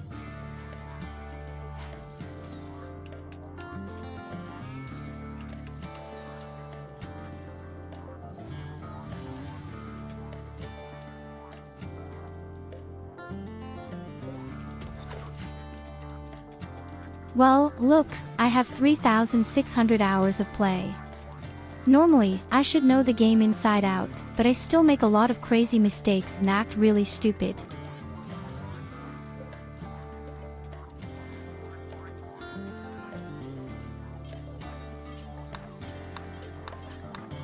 So, let's test the box as soon as they have finished building the fence up here.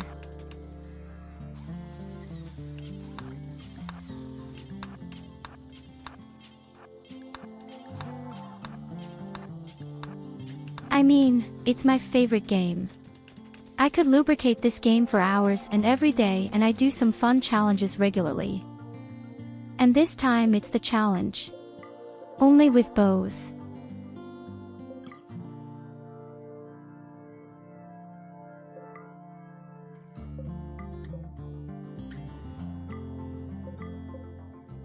And if we have achieved that, sometime in a few years, so to speak, then we will make robots, a lot of robots.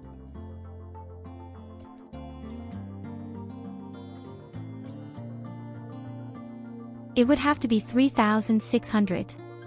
I'll take a quick look. It's 3,639.4.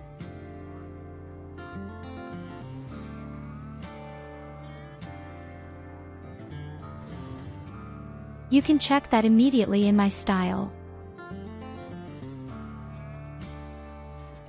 You can see it on my Steam account.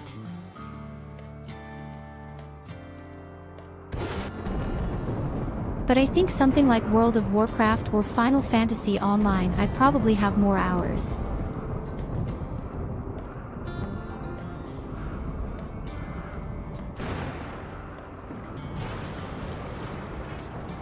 Where is my wood?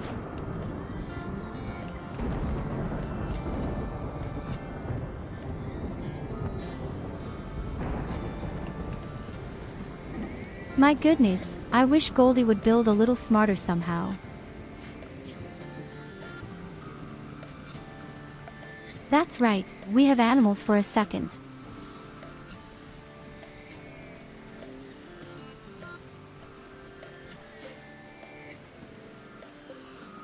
I completely forgot that we have animals running around outside. I don't need the sheep, but I would like to have the bison.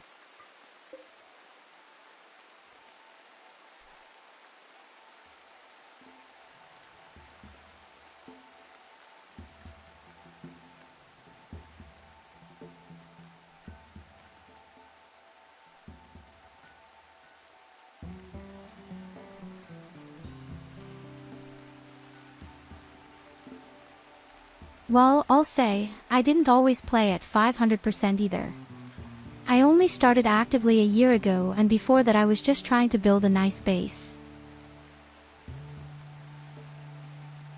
Since then, we have done various challenges, for example, a super hot planet to 500%. The average temperature had been 80 degrees.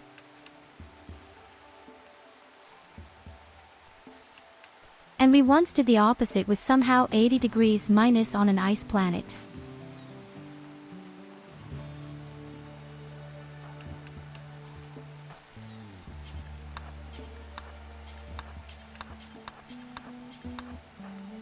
There is also Rimworld with Rim Connect, then the chat can do a lot of shit, and that's even harder than the 500% in places.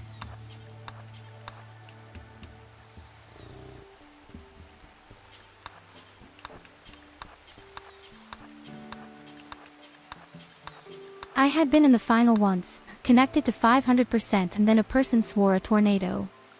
This tornado destroyed my entire spaceship station.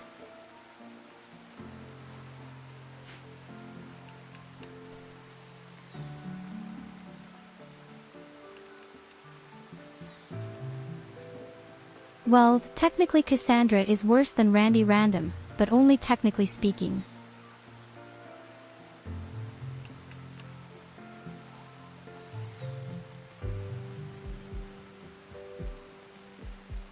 We had this topic the other day.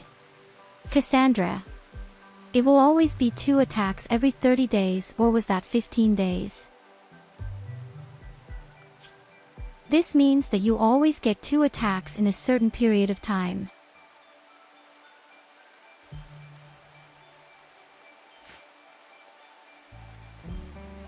But if Randy Ramder really wants to shit in your knocking bowl, he does it. That's why I personally find the random schlemmer.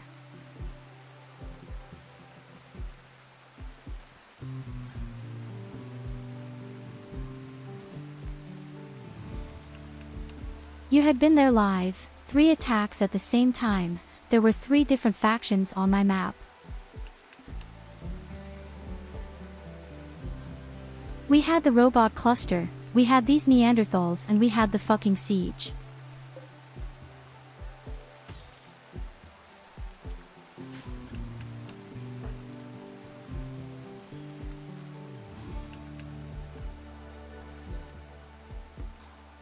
The problem is, Randy Random is actually, he does whatever he wants exactly, and sometimes he is extremely peaceful. And then there are moments when you could dig out the biggest dragon dildo and push it in across the back.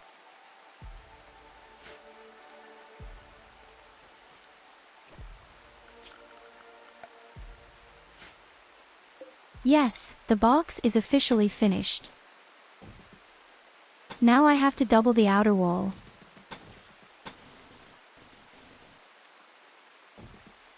So that no disaster happens like last time.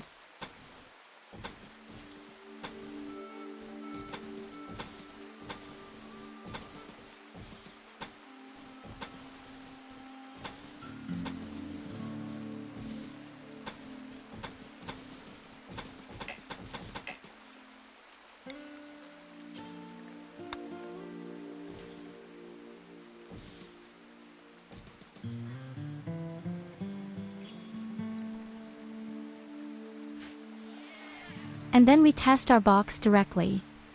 I'm curious to see if everything works. We only have a single arc of flame, unfortunately. So in Goldie, you could actually finally build our equipment. But first of all, we're going to have more parties. Who nibbled on my wall here?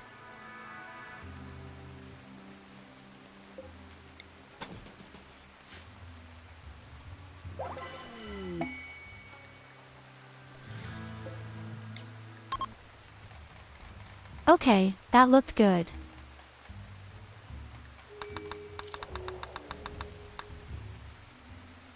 Unfortunately not a new person, but it doesn't look bad.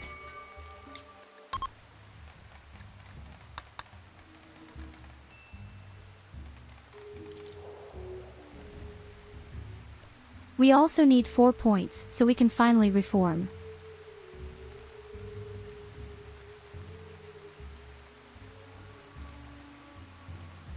Is there any period at the beginning that there is no attack at all?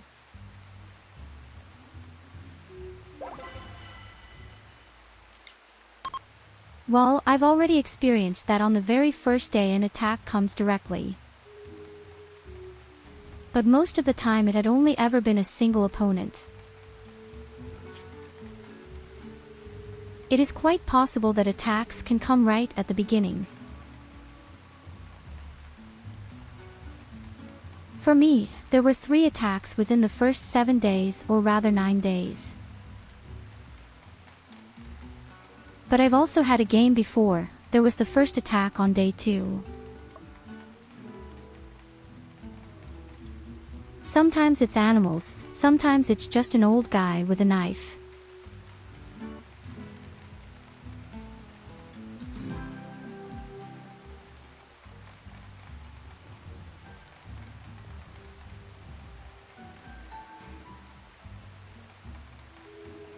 So I think you're not protected. In any case, you are protected from volcanic winter and poison rain, which only come after a very specific time. Yes.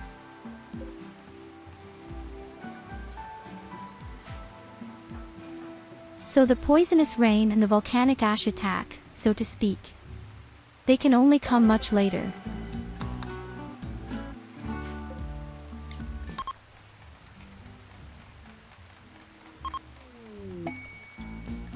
Unfortunately, there is still no new person for the last time.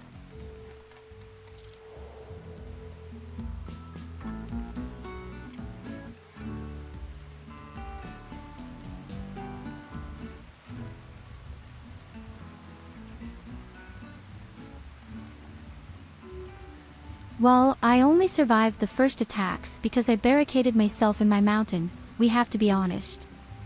I had a siege right at the beginning.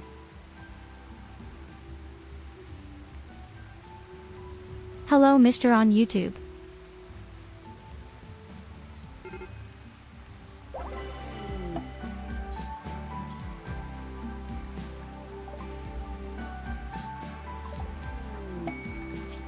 Oh yes, the volcanic winter is not that dramatic.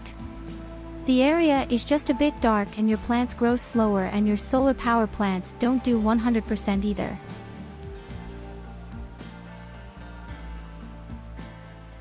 The problem with the volcanic winter is only told, damn long to really extremely long, sometimes a whole year.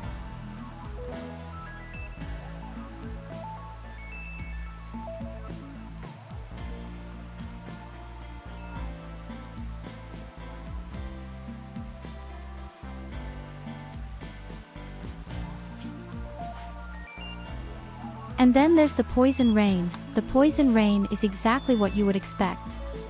A rain that is poisonous. Everything that has been in there for too long dies, the entire plant world dies, all the animals outside die, you have nothing left, and if you haven't stockpiled enough food, you get problems.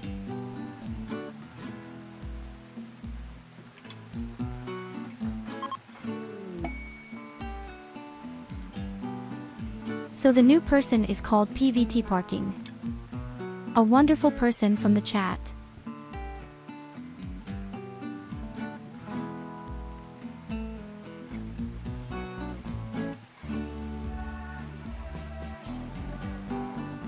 Wouldn't it be better to build your colony in the mountain?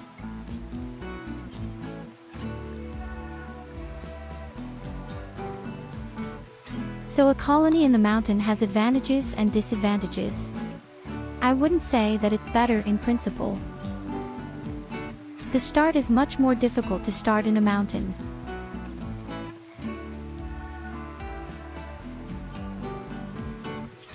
First of all, you have to dig through it first, that takes quite a while, and make a large room.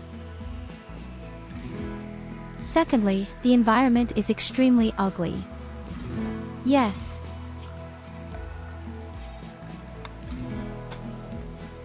Usually, you just kind of make a small chamber outside.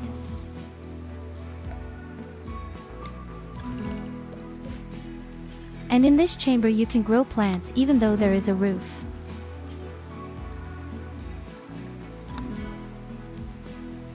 You just make this beautiful day lily.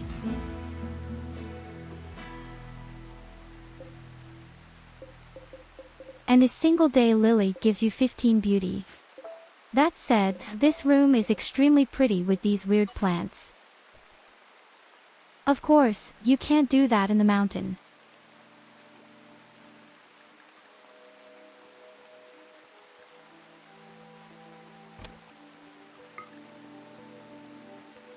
Secondly, you have a great risk of getting insects in the mountain. They only appear where the map is dark green through the mountains. For this reason, I opened the mountain in the north and in the south.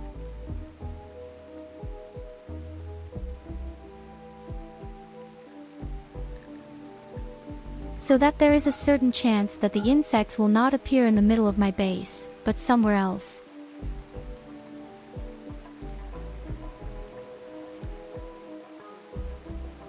I'm going to imagine you've built a nice base in the mountain and suddenly a huge army of insects crawls out right under your ass cheeks. But the mountain has two decisive advantages.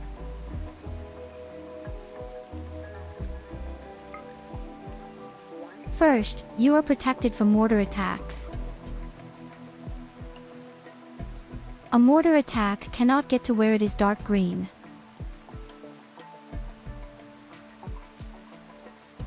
Secondly, landing capsules cannot land there either.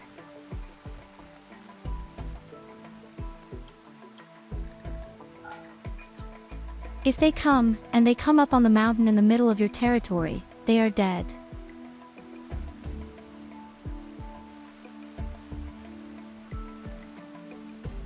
However, another disadvantage is that your defensive wall is also a bit smaller. There are many ways to play without a kill box.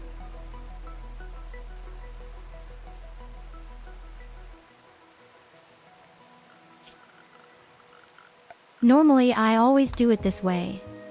I make a double wall and then I wait until the enemies around the wall have gathered around the wall at different points.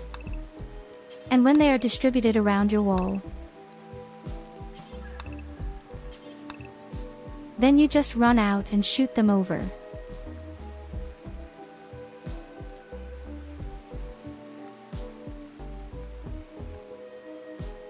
But because my wall is only half as big, I only have half the opportunity to distribute the enemies.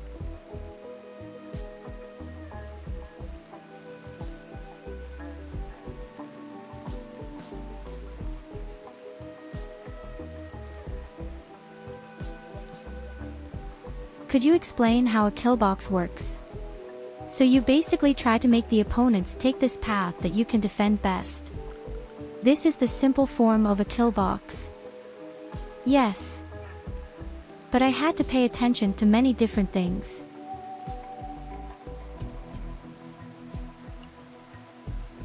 If the enemy does not have access to your direct base, he will smash your walls. Let's say I open the door down here.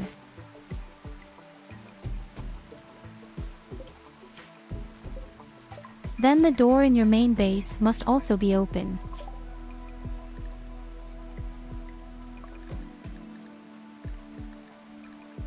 Otherwise, the opponent has no point of attack. He must have access to valuable items.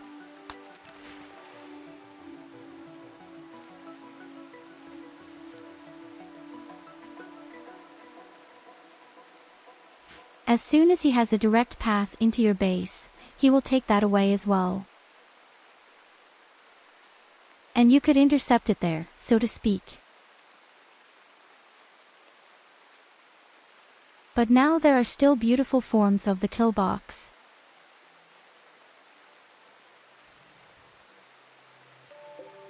This one, for example, is the Singularity skill box, the most powerful kill box there is. Actually,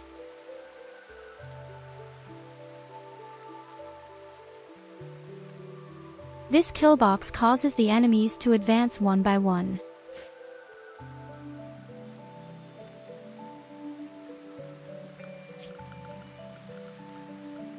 And as soon as the enemies come in here, they are shot down by your people and can't defend themselves. Up to this point approximately. I think from about here, where it's blue, the enemies can defend themselves and shoot back. But that means your people all standing over here where it's green. They can all start shooting much earlier.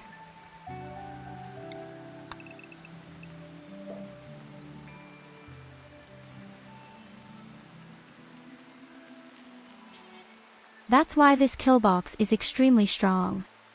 Usually you also make a small notch in it so that you can throw EMP grenades. I don't even know if I have EMP grenades, but I have.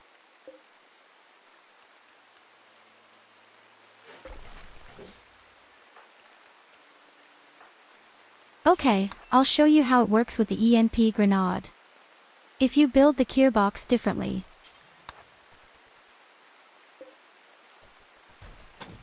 Because I only use combat bows, I just can't do that.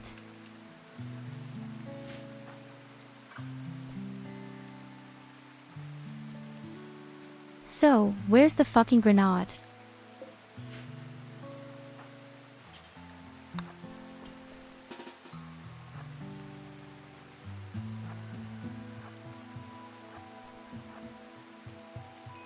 Here you go. So imagine enemies coming in, robots or some melee fighters with energy shield belts.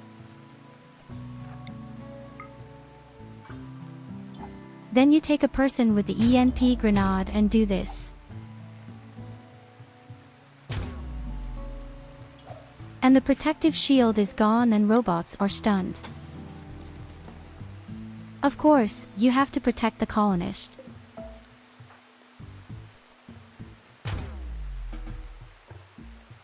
But that's how it usually works with the EM Pan 8.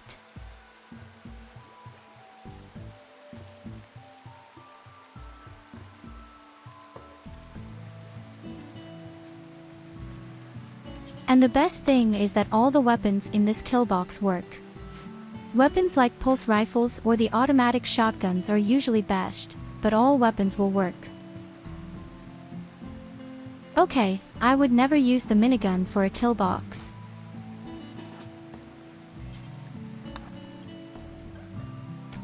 So, and this up here, this is my flame kill box. This works for all enemies, except for robots.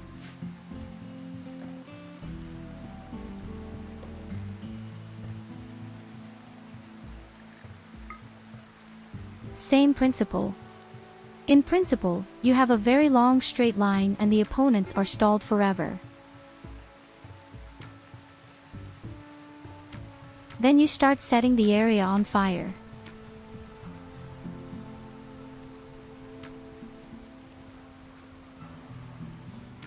And already the enemies are boiled and die, no matter what armor they have. It just doesn't work with robots.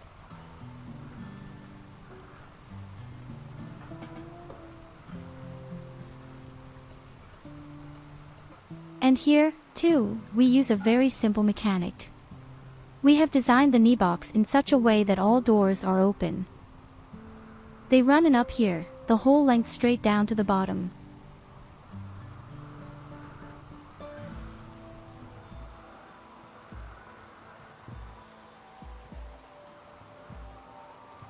No, this wall cannot burn down. It is made of stone. Only a steel wall or a wooden wall can burn.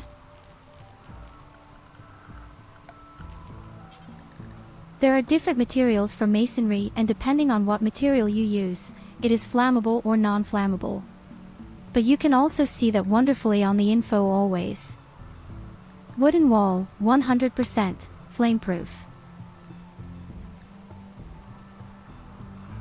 Steel is also flammable. Don't be fooled. Many think steel doesn't burn. But steel is burning.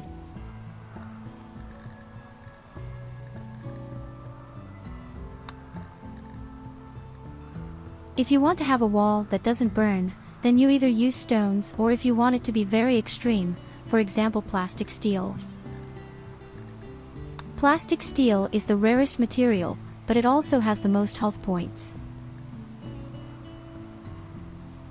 My walls are made of granite. Granite is the hardest rock. After all, it also has a good 510 health points. But plastic steel has 840.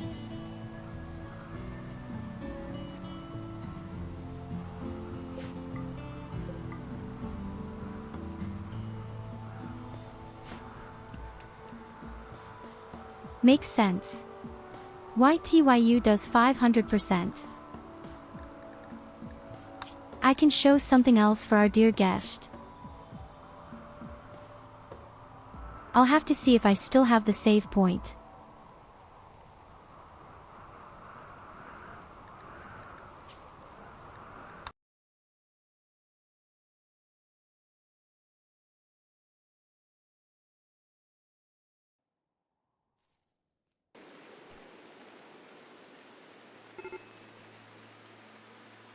Yes, look, that's usually my base.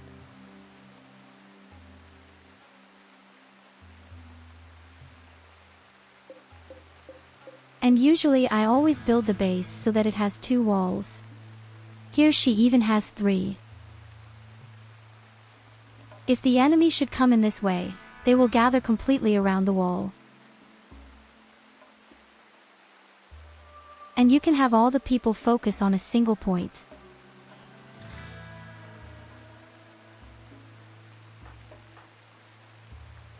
By the way, that was my 500% only melee attempt and we won.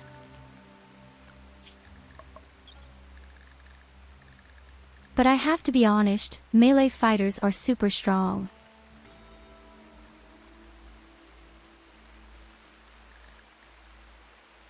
I mean, look at those damn weapons.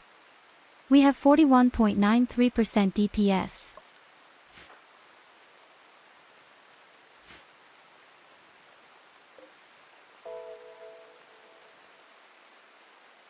And here we have fought against this scary faction of Anomaly.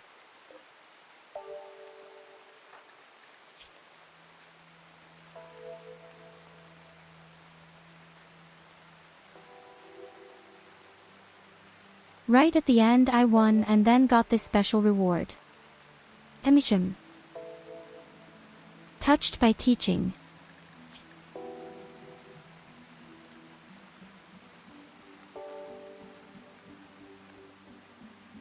But yes, as I said, I invented a real horror class that only one knew. Close combat. I have to tell you honestly, only melee combat is great. Better than you would expect. Don't think that melee combat and swords are bad.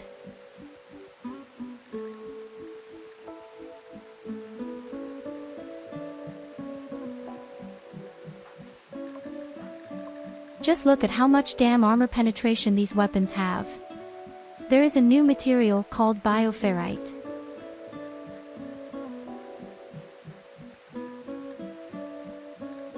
And this stuff is so forbidden strong. You have more armor penetration than with any ranged weapon. And you do so damn much damage.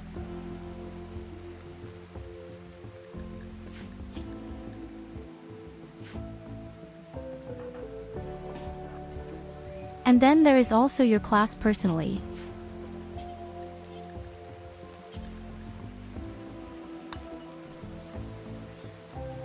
And there are drugs, and if you throw the drugs as well, look how fast you are.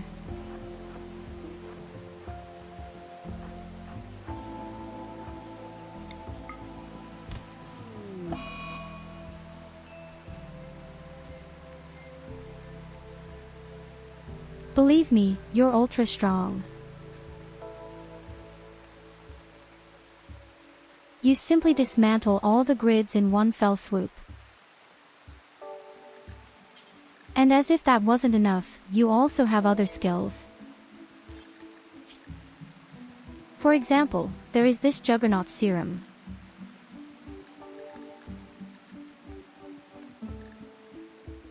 And with that you do even more melee damage.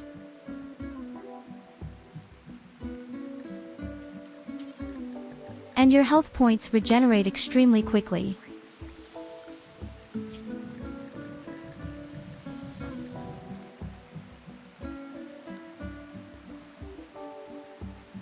And you're already at 59 DPS. VoD.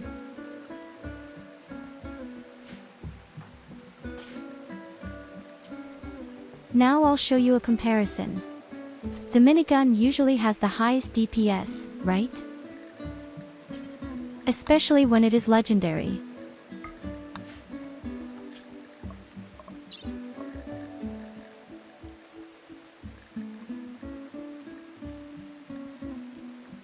The minigun has 55 DPS.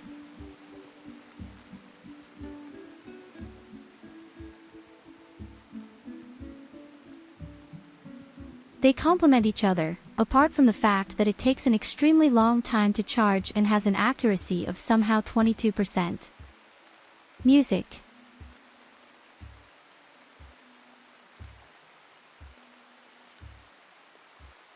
So I think I made it directly on the first try with only melee combat. I would have to lie right now. As I said, it really wasn't difficult. Especially at the latest when you have your first energy belts. And you know, which is also a huge advantage.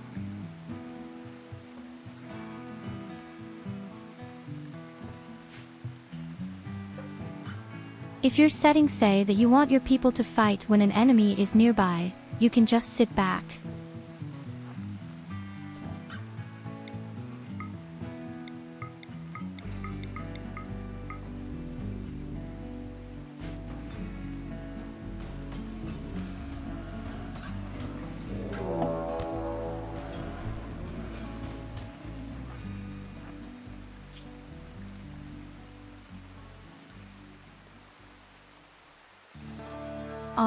I love it so much.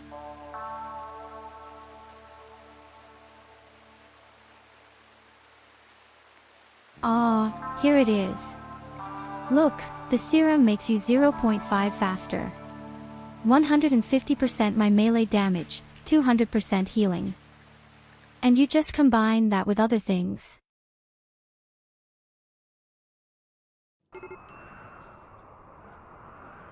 It was definitely a very fun challenge.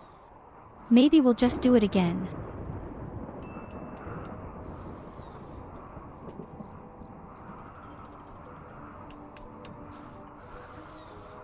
Oh, believe me, she doesn't just solo an entire army of these furry creatures, she even makes a whole army solo. So really with robots and the like.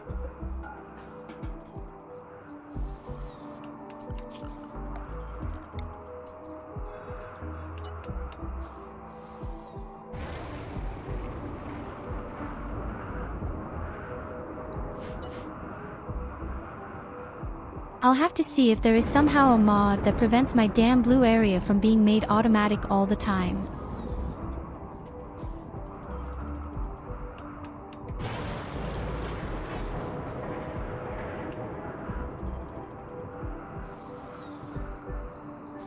Yes, well, as I said, there are always many situations where even I lose to a squirrel happens.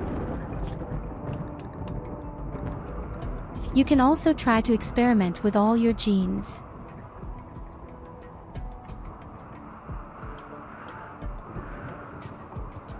This, for example, is a very typical version of how you can change your genes at the beginning. Our people are very good at shooting, but addicted to drugs, otherwise they die.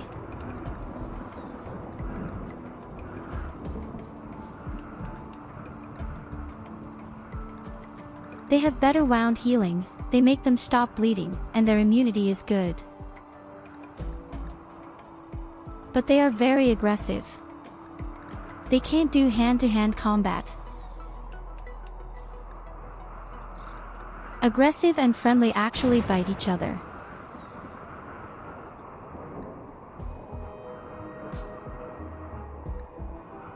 Actually, it should not be possible that you are allowed to vary aggressively and friendly.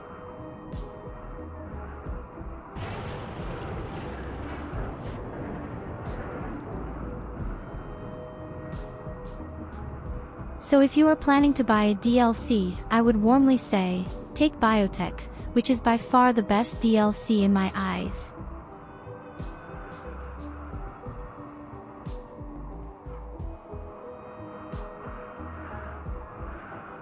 You have a whole new game variation with the genes and you have robots. You can create a robot faction.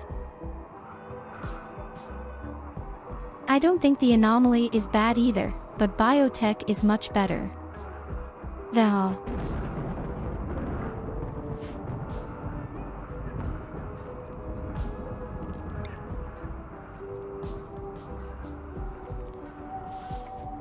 I also need a little light out here.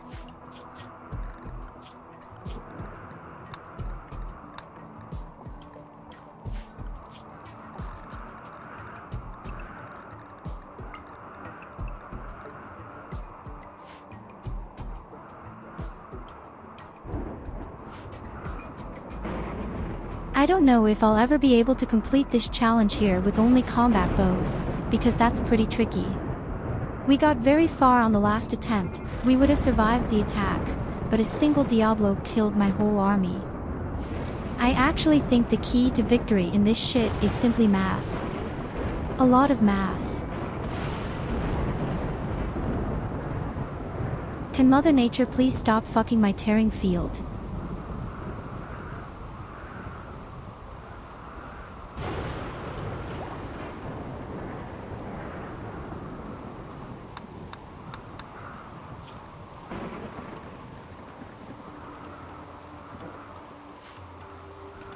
So, our research is definitely taking the next big step.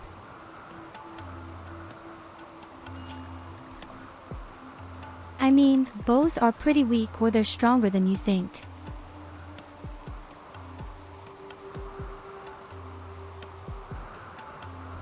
I mean, look, we have 2 longbows on Masterful here, for example. They make 21 shaven brushers. 21 points of damage is a lot. Yes. And if they're legendary, they make 26 or 27. The range is great. There are few weapons that are better in range than that.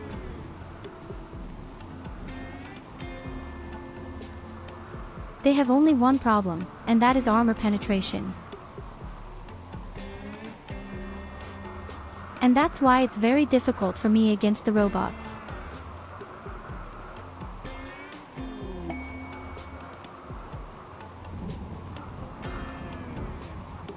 Nevertheless, in the last game we were able to fend off the robots 2 or 3 times.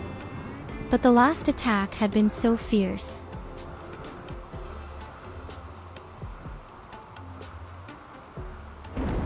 And yet, we almost made it.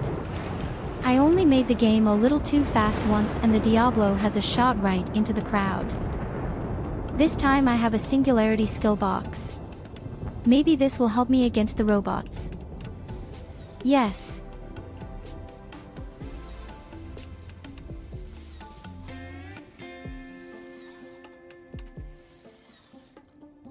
Well, there are 2 possibilities against the robots, maybe even 3 possibilities, depending on what kind of robots come along.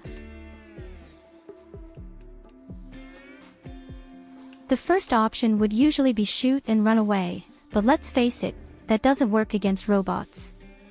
Most of them have a long range and the melee fighters of the robots are extremely fast.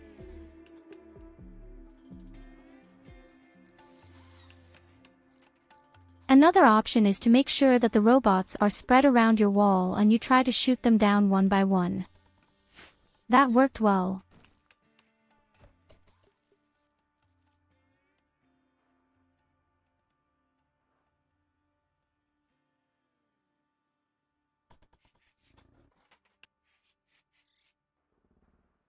The next possibility would be to really work with this singularity kit box, for example. I'm curious to see if the bows work well. But if you have to fight against a lot of battle caterpillars, for example, then other options will help you, for example the lances. Let's see, who has a lance?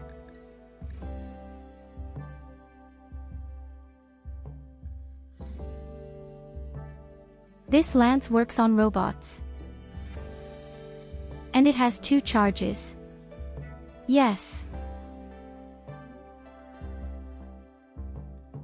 So you can make one of these giant battle cats go crazy and attack his friends.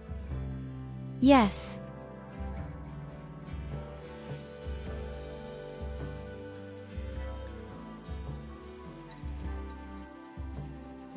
This lance works on almost all robots, except for the 3 elite robots. That would be Diablo, the War Queen and this weird guy who revives his friends, no idea what his name is.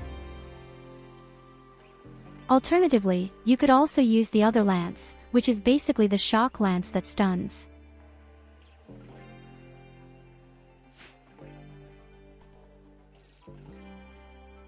The funny thing is, then the enemies are stunned and when they should get up, their circuits are sizzled. They just walk around completely confused. But these lances really only make sense on enemy battle caterpillars.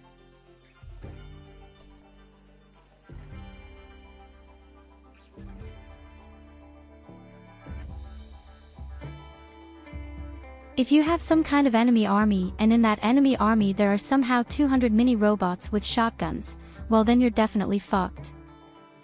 Then the only thing you could do would be to really keep your distance. Or you can try the singularity skill box, but then you need 2 kill boxes.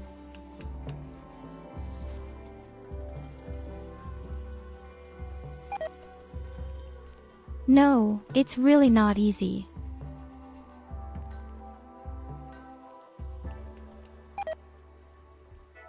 But I can tell you, If you're just doing hand-to-hand combat and you've got energy belts and the right weapons, you're slashing robots so simply.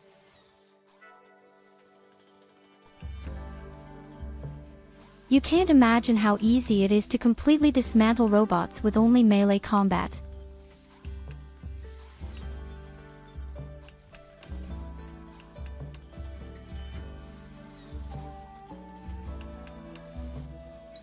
As a rule, hand-to-hand combat has always been the biggest weakness of the robot anyway. There is only one robot that is okay in melee combat. That's this weird Reaper, but even he has almost no health points.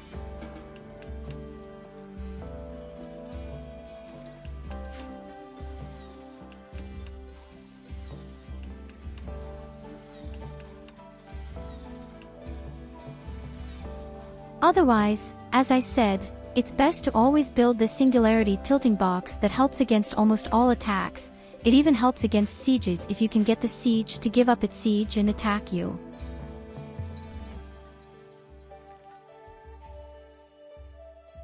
The only thing they don't protect against wall breakers or landing capsules in the middle of the base. And the next problem is actually the DLC, the anomaly.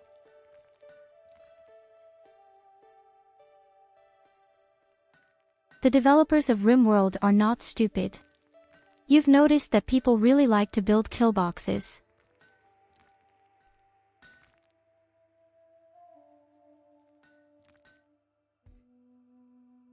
And with the new DLC, the anomaly, there are many new attack types where your kill box does nothing at all. Yes. The best thing you can do then is simply build a large wall around your base, as on the map before, and wait for the enemies to be scattered.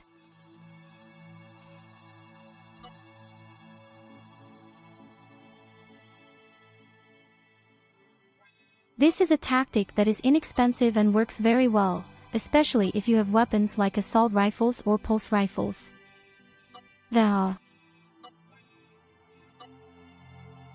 My personal favorite weapon is and remains the pulse rifle.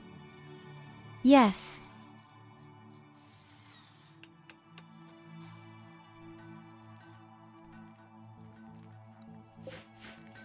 The reason is quite simple.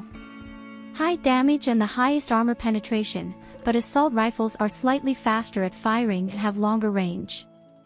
So I understand that most people say assault rifles are the best weapon. Yes. Damn it, we've almost run out of granite out here.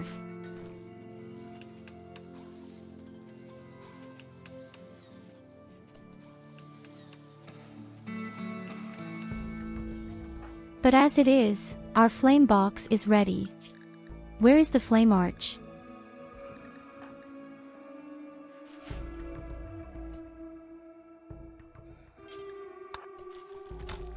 Ah, you have the flaming castle. All right. We also need a few longbows. I don't see that right now. Everyone has one.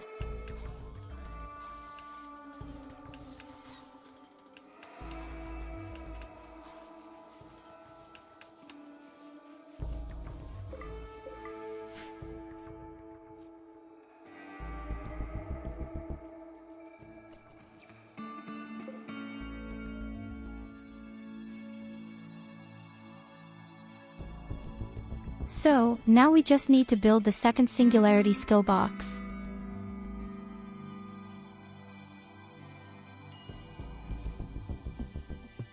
And then we make the wall twice as thick and the defense is completely finished. Actually,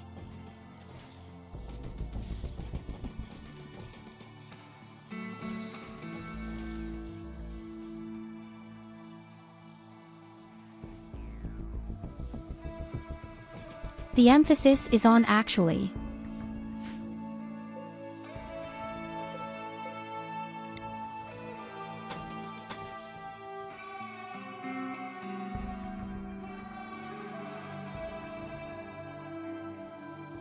But I have to look at how this box is built every time.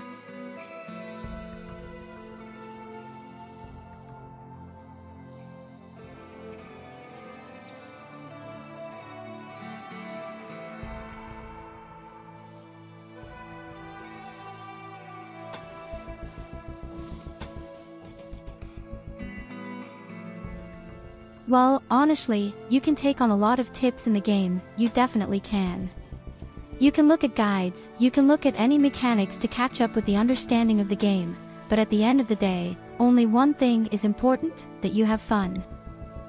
Personally, for example, I have always enjoyed finding out things myself. And to learn from my mistakes.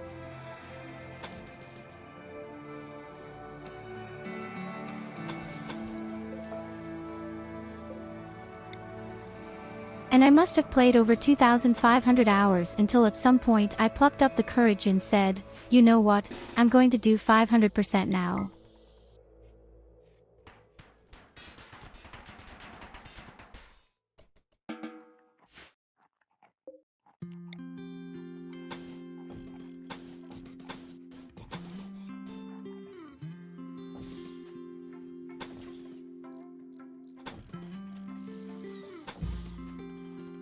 It's actually like in any game, isn't it?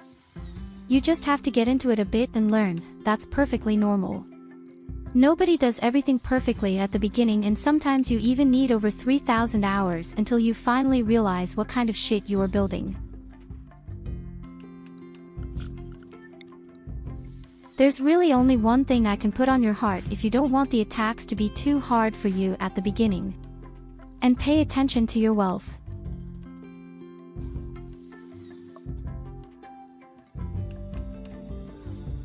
This yellow line is responsible for how powerful the opponent's attacks become. The lower it is, the better it is for you here.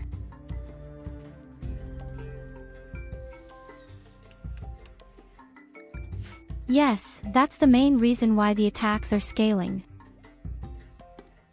And that's the biggest mistake you can always make.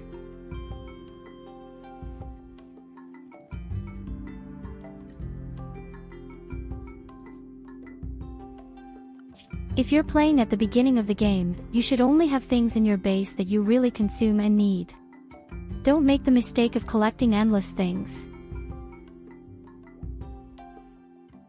Your wealth is made up of creatures, buildings, and items.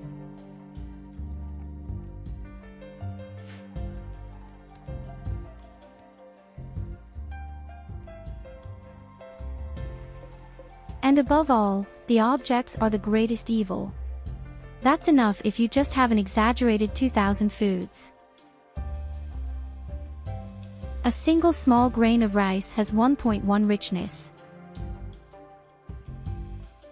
And imagine you just have 5,000 of them.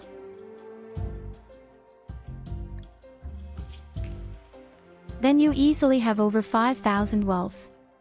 That's a hell of a lot.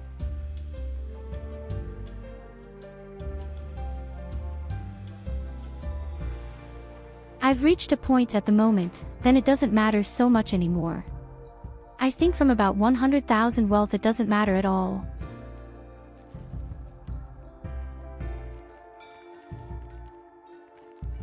I really don't know the exact number. The limit should be somewhere between 80 and 100,000.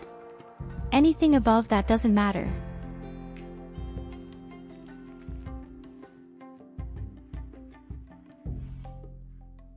That's why it's quite good that you really try to work minimalistically at the beginning. On a high level of difficulty.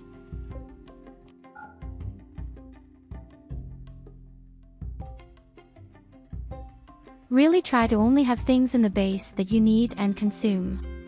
That's all it really is. It's just a manager to look at how your wealth is.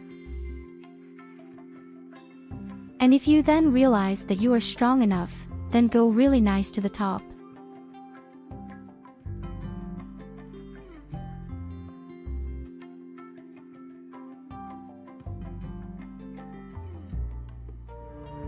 The next problem is if an enemy attack should come and the enemies die in your base or outside the base.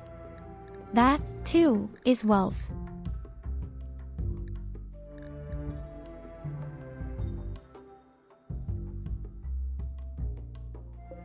And these are all such small things, you misjudge them. Hey, welcome back, Riley.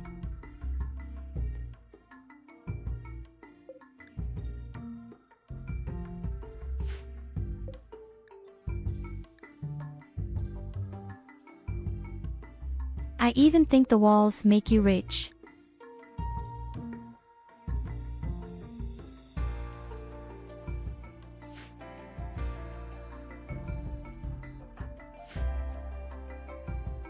I'm not sure right now whether the reunification will make wealth, how it will claim it, or whether it will make it rich permanently. But in any case, all the corpses lying around and their weapons, that's all wealth. Yes, good eyes, that's actually a capsule.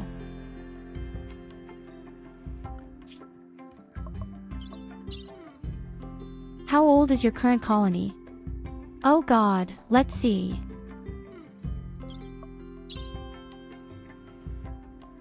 She is 5 hours old.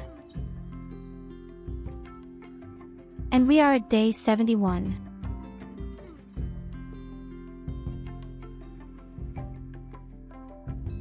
To say in an atmospheric way, we had a very critical moment where we couldn't get out for some time. We had had one attack after another and had been forced to stay in the mountain.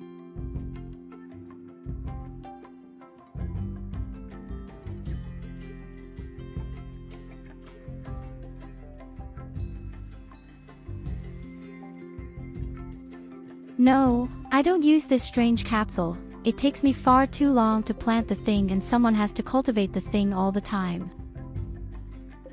I don't like the capsule at all.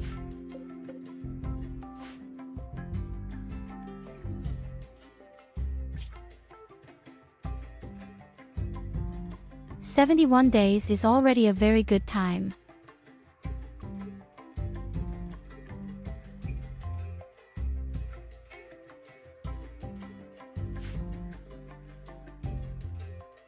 In any case, over a year.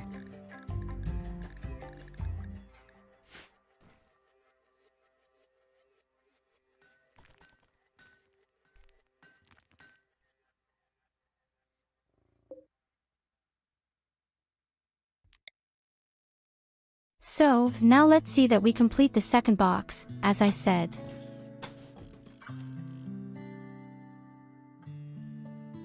And then my line of defense should actually be complete. It would be best if she looked down with the entrance.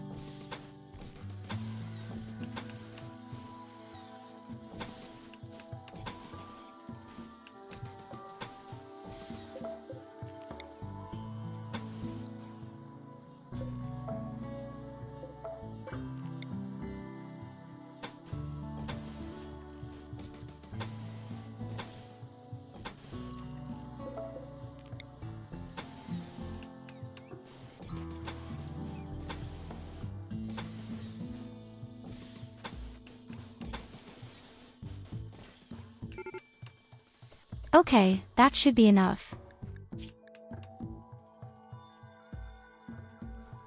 Oh God, SID, what pain do you have all day?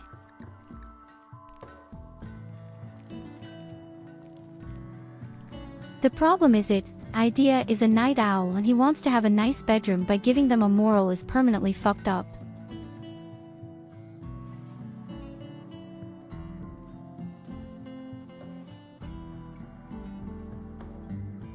What's the dumbest way you've ever lost a colony? Oh, I know that exactly.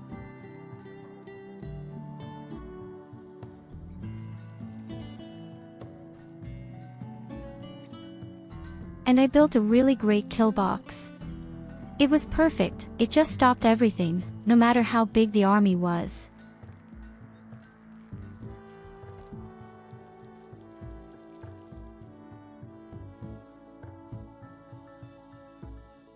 And there was a back door so my people could get in and out quickly.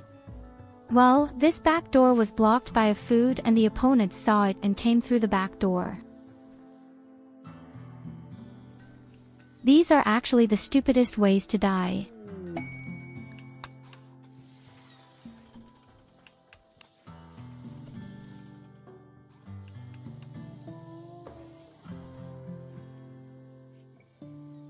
Or when, of course, the poison rain comes and you are not prepared at all.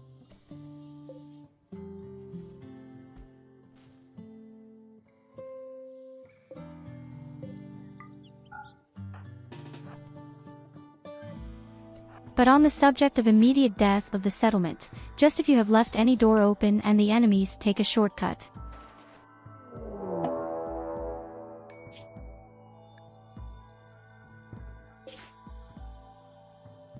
A weather control device.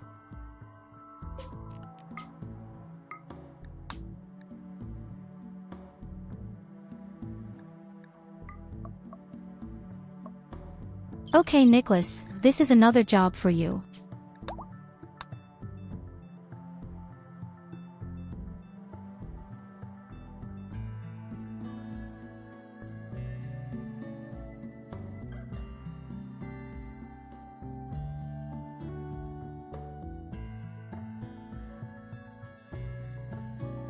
Can you tell wise scouts from me that my people just stopped doing anything and starved to death?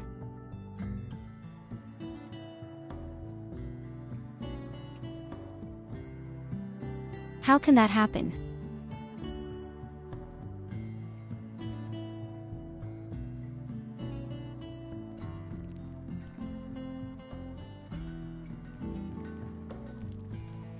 You have to know, I also have the stream open on YouTube and unfortunately you can't see the chat there.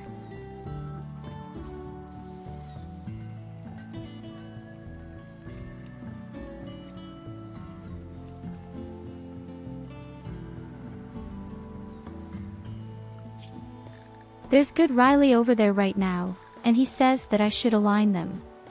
His people simply didn't do anything anymore, didn't work and all starved to death.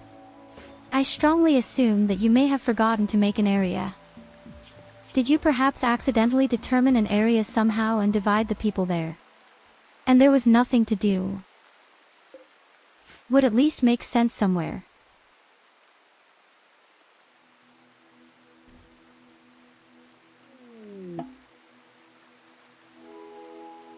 My goodness, does my mom look like shit too?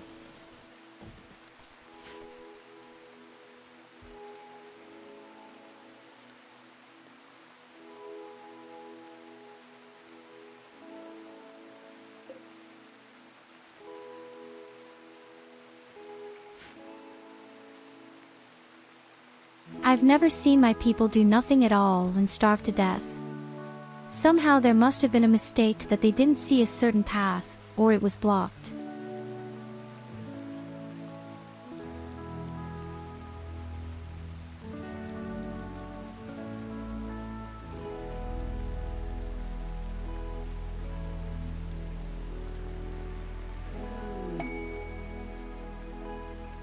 I had someone in the colony who had a mental breakdown and broke the battery and everything was set on fire. Okay, I once had the classic one with this atomic bomb. Someone hit the atomic bomb and the whole camp exploded, but the colony was broken.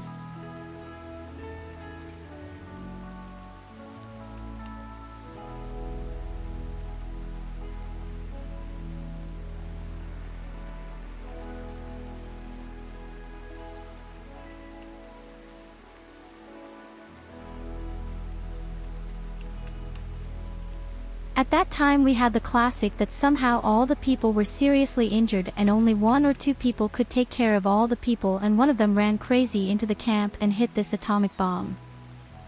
Well, it exploded with the atomic bomb and the bearing was broken. But we didn't lose.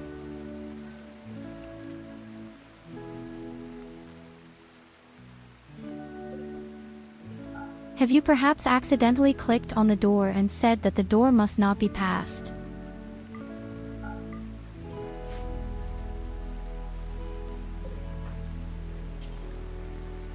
Isn't that why they somehow ran out and starved to death?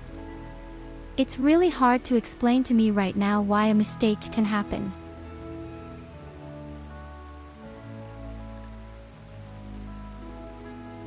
By the way, here are those lances I meant. Yes. You can buy the lances very easily. Most of the time, they cost between 800 and 1,000 coins.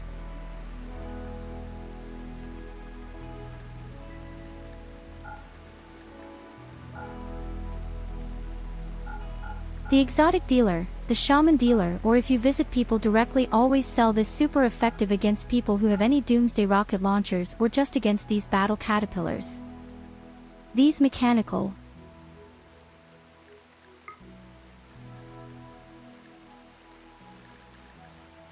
Okay, and the thing is also very practical.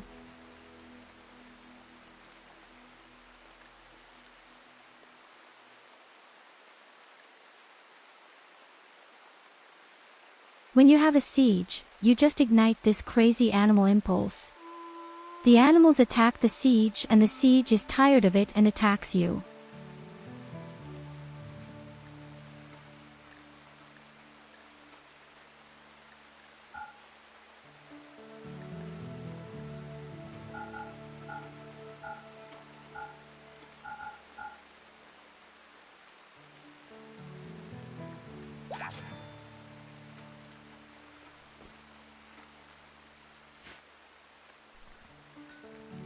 Well, that your colonists aren't necessarily the most intelligent people.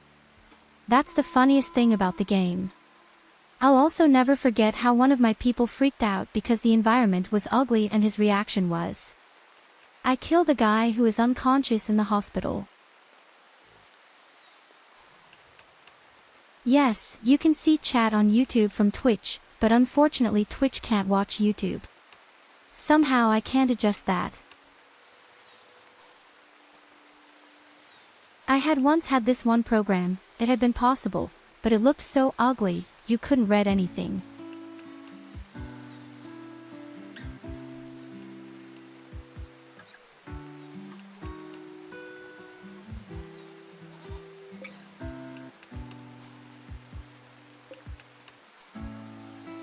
Sieges are actually very annoying, but there are many ways you can make them break their siege and attack your base. And then when you have a kill box, they're easy.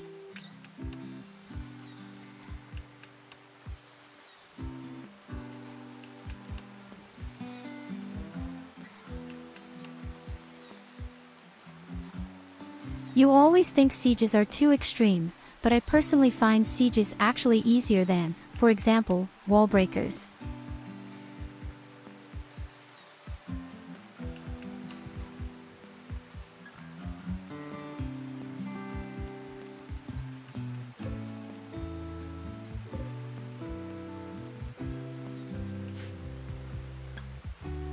Especially if you have the DLC with the anomaly.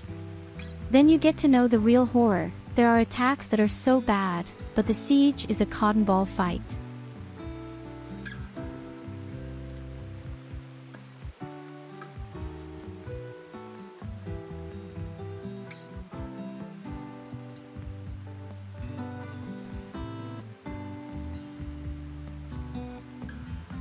If the siege starts making holes in the wall, then it means that you haven't placed an entrance where they want to go through.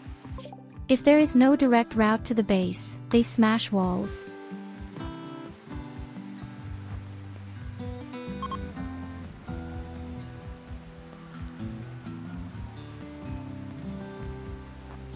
So, we are at the weather control device.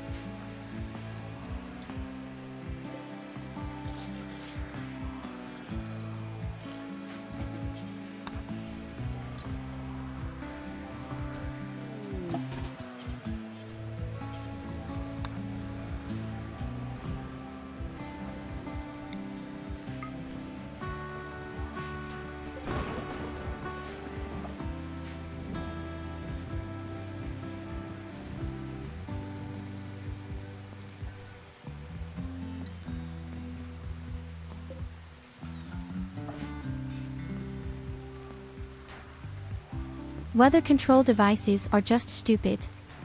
I don't even know why they exist, the robots sleep all the time anyway.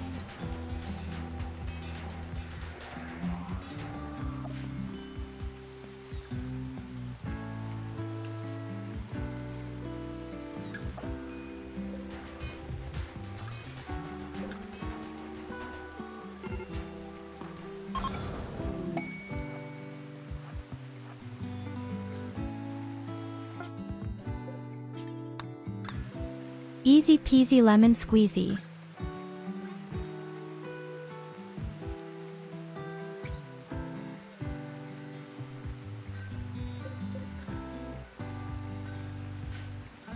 That's why I say the DLC anomaly is really quite violent, I think.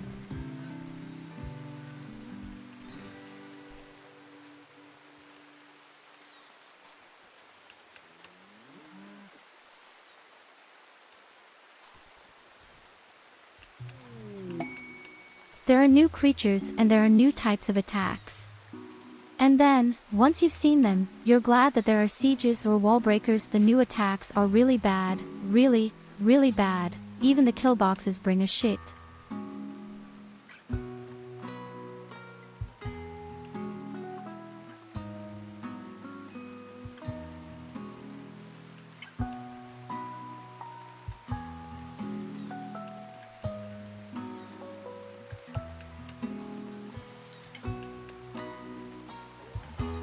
Especially this weird new faction of cultists, they're so fierce because they have such cheap weapons. A lot of them come, then you have 200 enemies and about a third of them are ranged fighters with some crossbows that can stun your people, and as if that wasn't enough, they have an ability that they can revive themselves.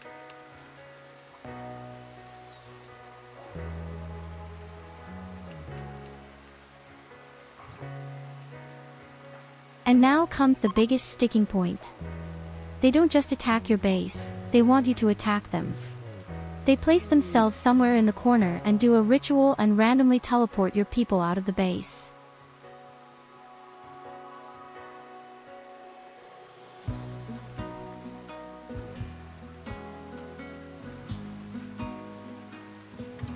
So this is basically a siege, with the difference that they effectively teleport a colonist out of your base.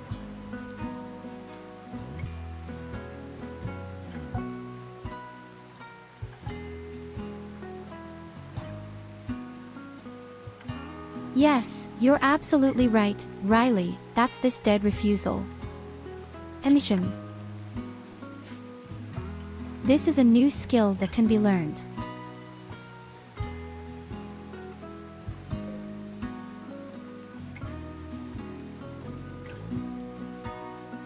And then there are monstrous creatures. For example, there's these, oh, what's their name? beingI'm.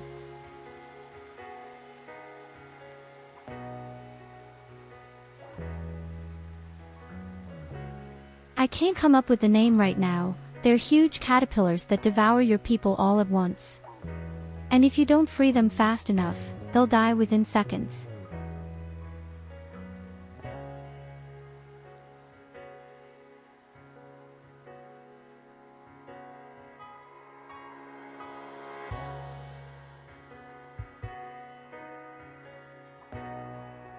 The Chimera is this creature with 2 heads.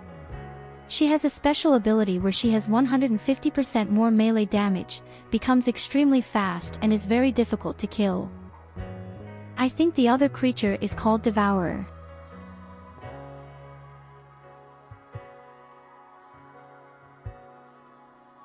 But I'm not sure that these giant creatures that jump at you from a huge distance and then just eat your colonists.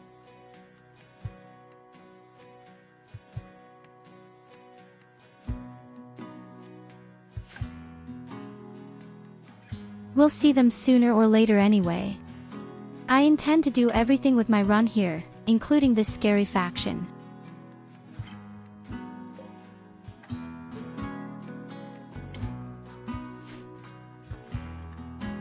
If we do, then we will definitely do everything. I also want to try to fight these new monsters with battle bows.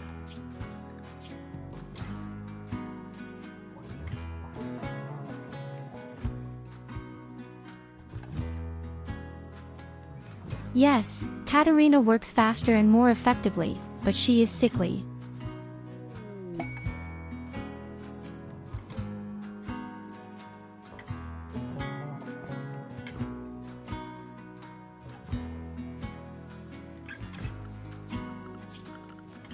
But I think the wall made of bioferrite is not so good, is it?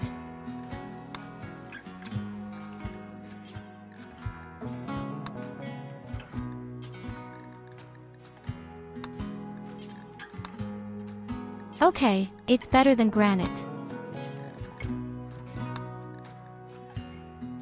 Oh no, it's worse than granite. The wall is flammable. So I wouldn't build a wall out of it.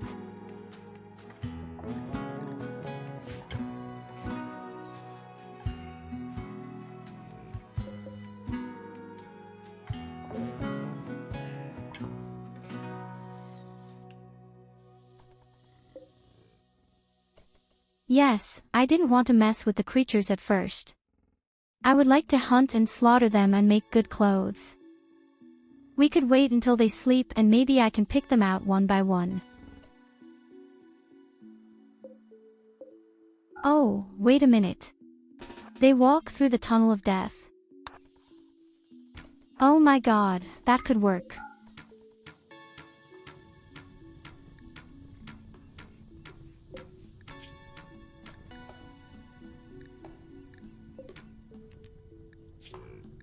I think they have a pretty high resistance to flames, right? Not at all.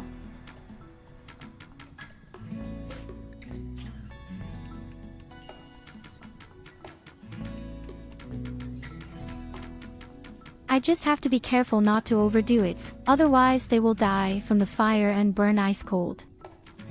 Only in such a way that they faint. Yes.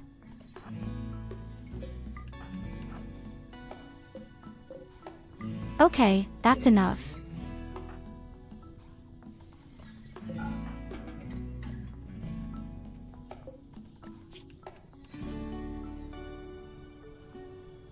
Is it ingenious or is it ingenious?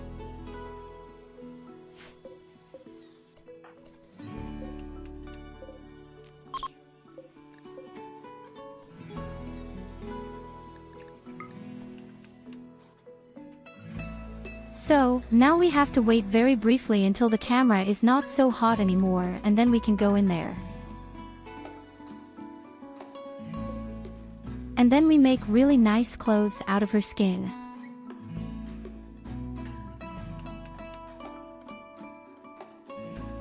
These creatures definitely have the best opportunity for clothing at a distance.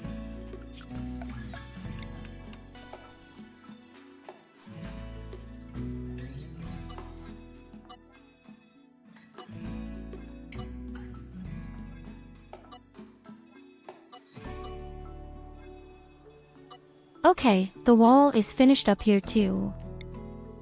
Only at the bottom is the small throat box.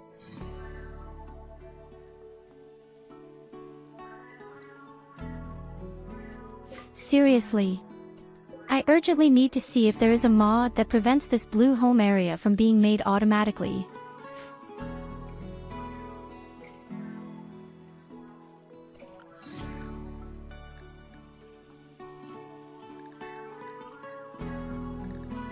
And who has the flame bow again?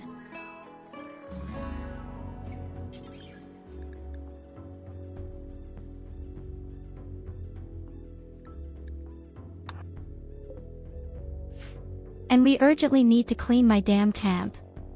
This looks so terrible, especially how they grab all my steel, like some crazy chimpanzees.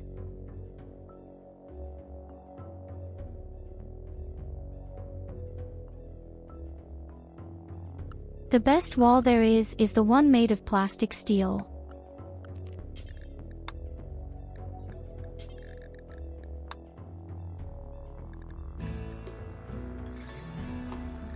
With 840 points.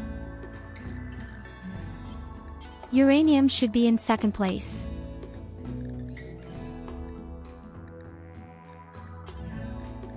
At 750.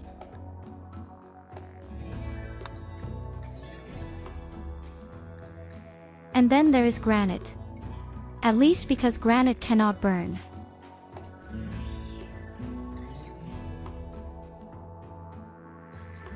But I don't need stronger walls at the moment. Not yet.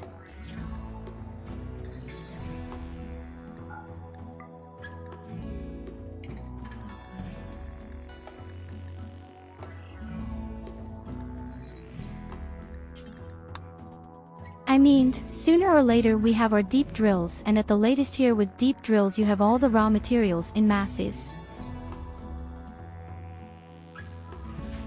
Then you also have endless uranium and endless plaster of steel. You don't know where to put it. But for that you need these deep drills first.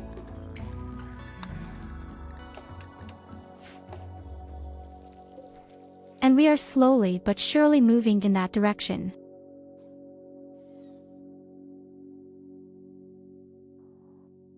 So, now I need a few components. I didn't even bother to find any, to be honest.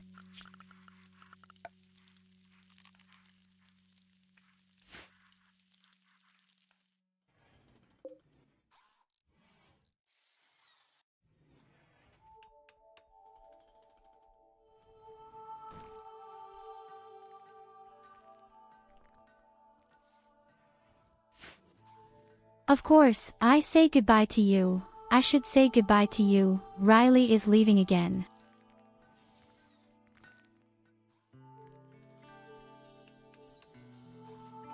I'm always here from Monday to Friday. German time from 1800 hours.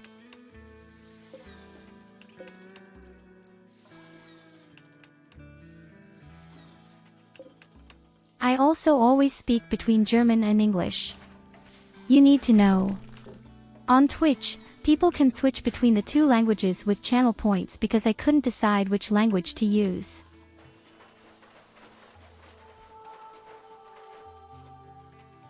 So if you ever hear me in German, don't be surprised. Then there is at least an English subtitle.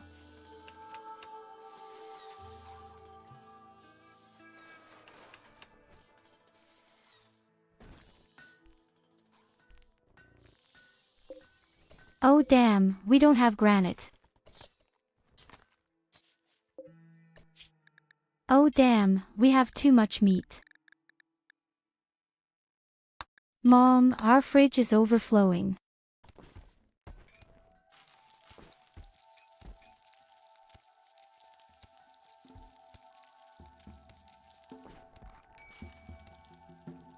Oh fucking shit, I should have somehow converted the stuff right away. Now everything here is full of meat. Yes.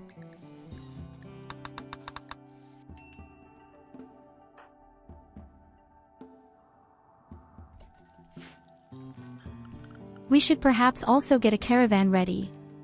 I have so many things I could trade it. And above all, I need components.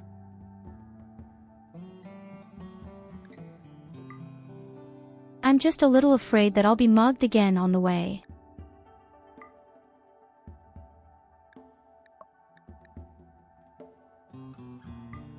Let's not kid ourselves, there are enough assholes out there waiting to just want to poke me.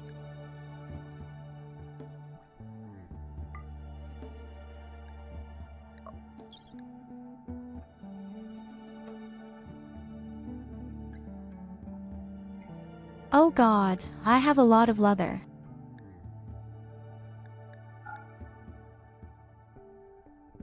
These are all things that you could normally really put in or at least make real clothes out of them.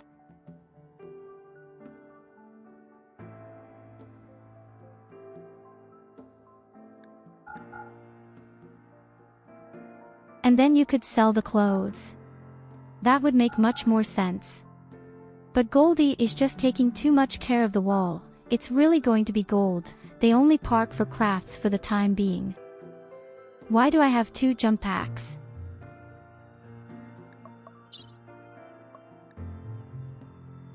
Not that I'm complaining. Hey hello Graph Crusting Case, welcome.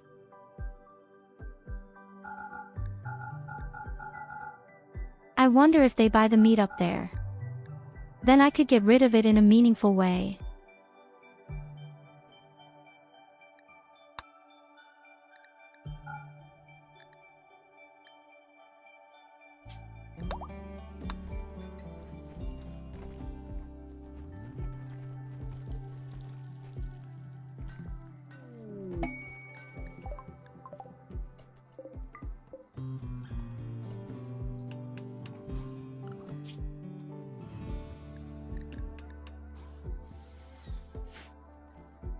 Oh yes, Goldie is very busy.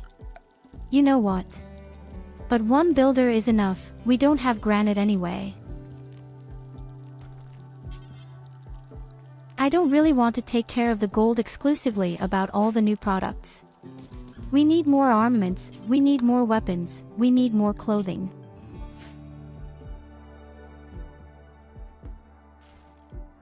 We just need the whole program.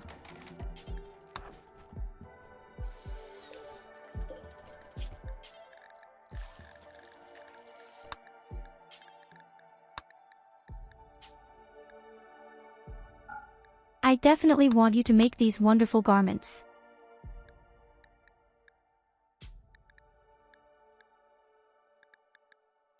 Normally we could have made devil mushrooms, but now that I have so much liver, I don't even need it anymore. So let's stick to our leather.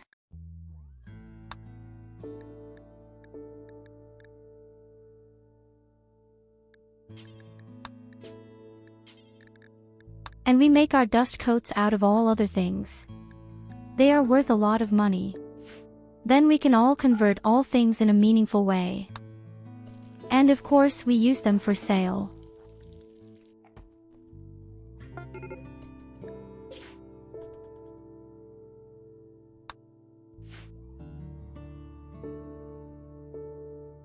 Where the hell did my only book go?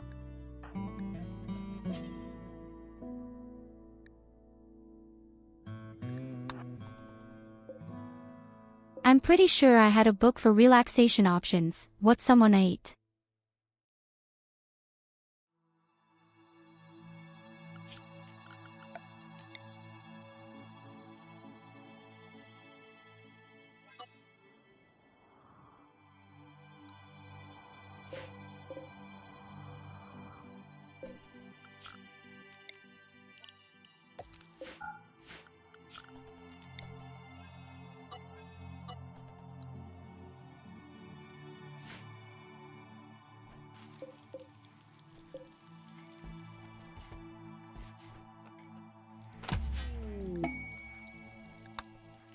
In terms of electricity, things look great for us.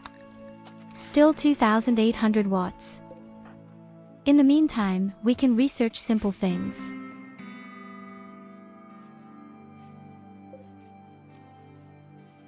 For example, survival rations. They are also worth a lot of money.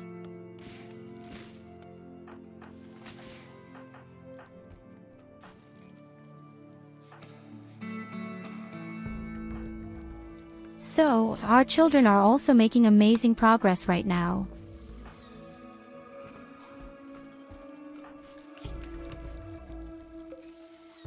One child has grown up, the other child is about to do so, the third child will soon be, and the feet child is dead.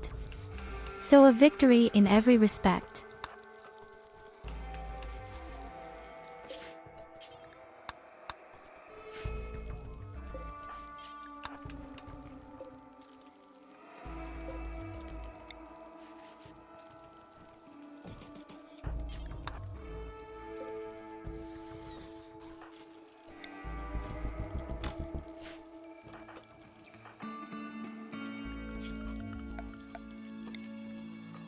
Damn it, Berliner, you're not our leader at all. Why aren't you a leader?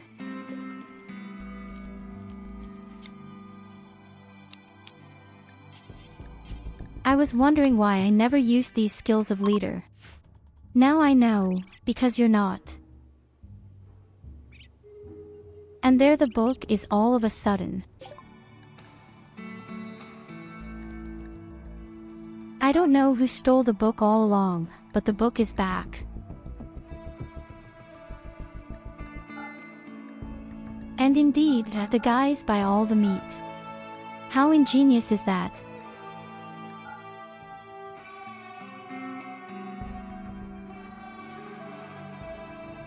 Oh my god, we have over 5,500 silver coins from them. I don't even know what to buy, so it's best to buy components. And of course the lances.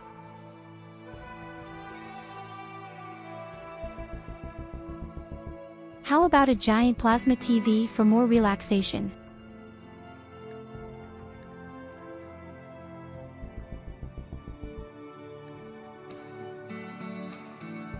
I don't really need high-tech components.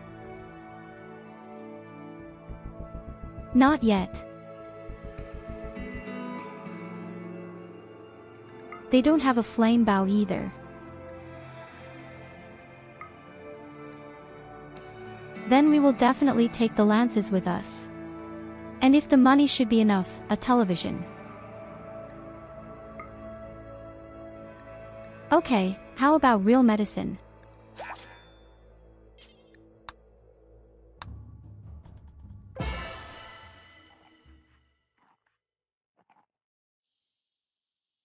That was a pretty successful trade, I'd say.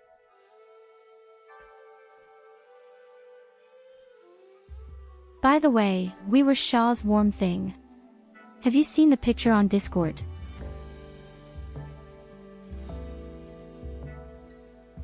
If not, I can show you again here.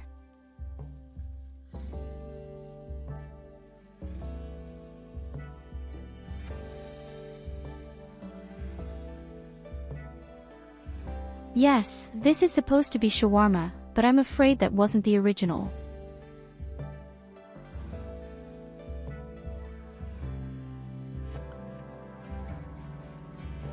And I was very unlucky.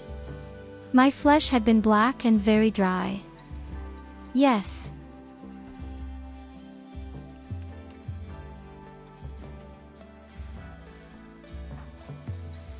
The restaurant where we actually wanted to order is closed until March 2025, so there is apparently real shawarma.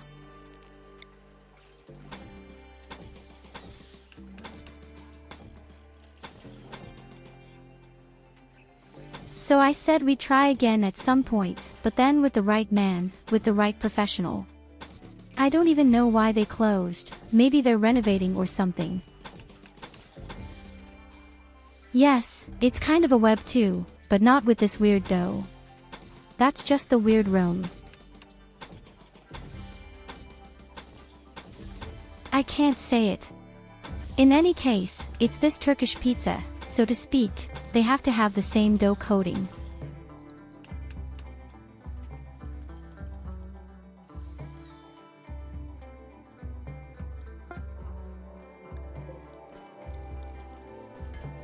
In other words, I didn't eat the real shawarma, unfortunately. So we will have to wait until March 2025, the only restaurant that makes them really professional is there.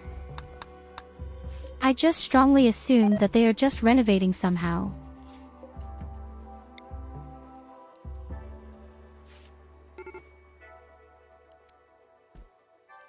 Our caravana is back and they have the huge flat screen TV with them.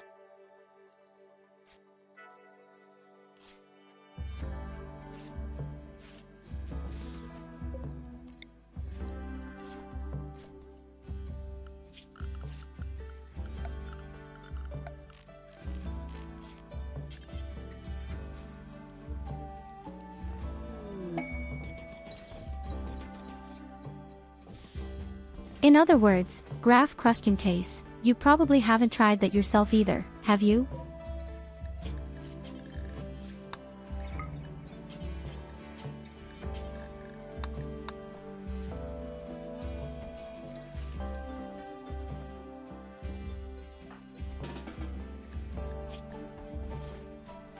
I mean, what I saw on the internet also looks totally different. Really completely different.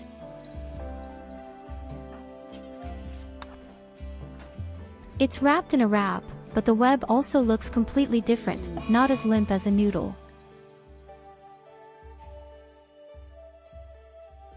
Ah, our animal got sick. Why is our pet out there in the wild?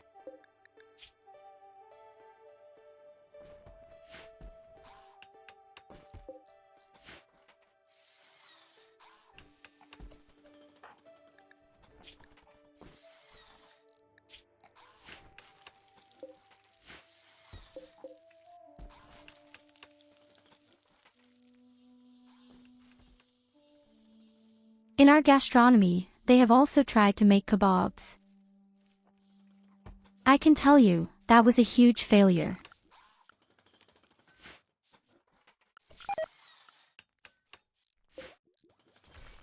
Here you go, have a head pat.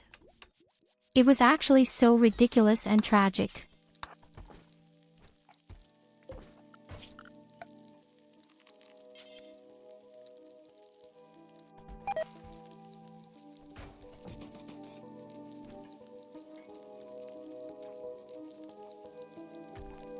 Quite apart from the fact that the bun was the biggest failure, the people had somehow not been properly trained or something. Yes. Okay, do I build 2 tables or do I build 3 tables?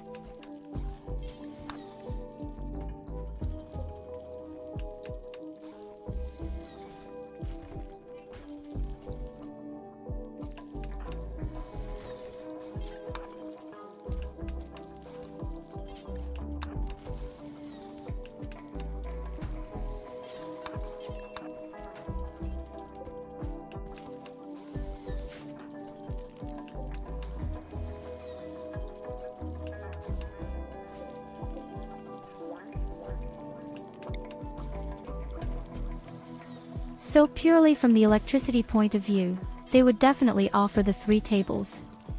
That's not a problem. I think that's exactly what we do. The only problem is, I don't have 3 researchers, do I? Oh yes, theoretically I have 3 pieces.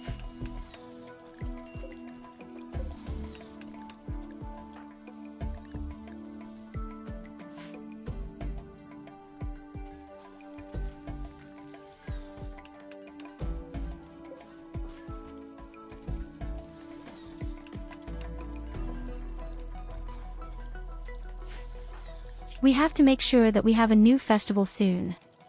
And we have to make sure that we somehow make our room even prettier. This lack of beauty also gives me quite a bit of the cookie.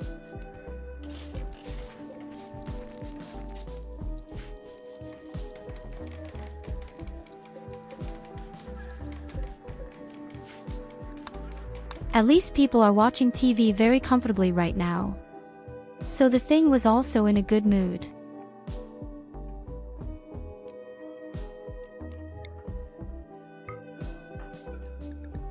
And Evelina. Well, she's our official leader now, very tragic, isn't she?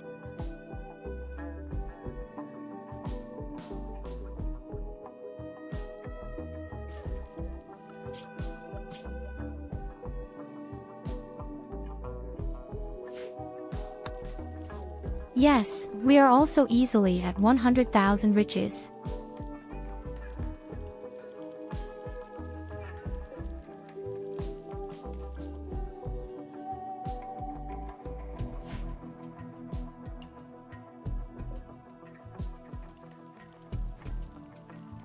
I just didn't burn my muzzle discreetly. No, not at all. What the hell did you try? You tried to make this sweet moment, this pudding, and then you just put your face in there to control the temperature.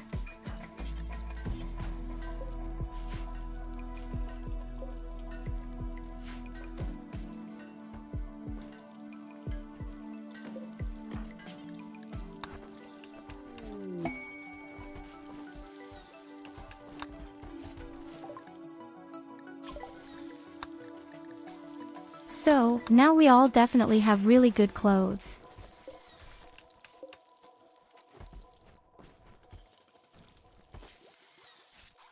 Not good armor, but good clothing. Ah, this camp makes me so aggressive, there is so much garbage.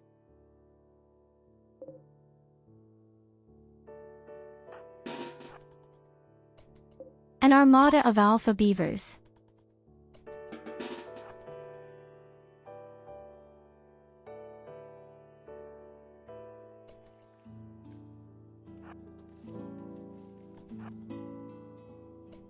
Who do you think will win?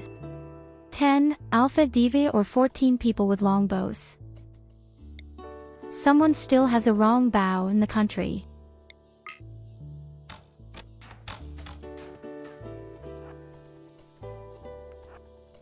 First of all, we drive them apart a bit.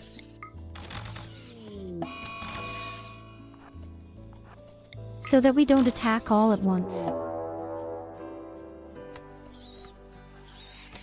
Oh shit, too late.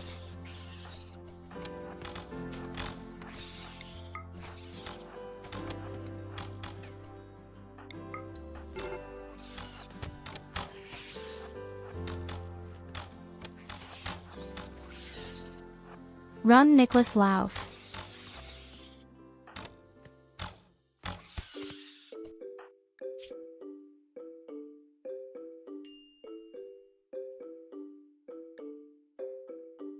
Wow, one of you actually blasted PVT Parkinson's lungs away.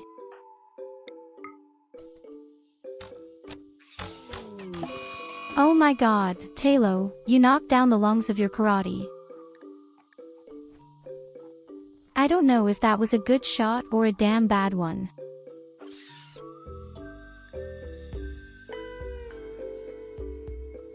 I'm watching PVT right now.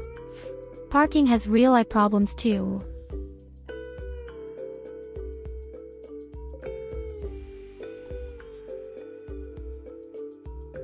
I would never have noticed that if Tyurru hadn't shot the guy. I think he's a real hero. Oh my god, we have poison rain.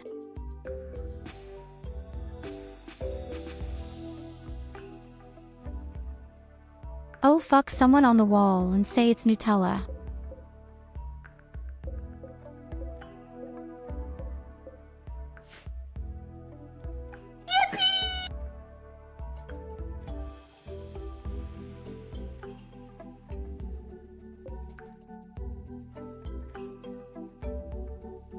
The only good thing is, we killed all the beavers and took them with us.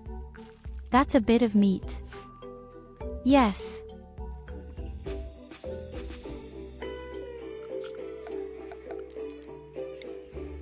We have over 3,000 roan foods, that should actually work.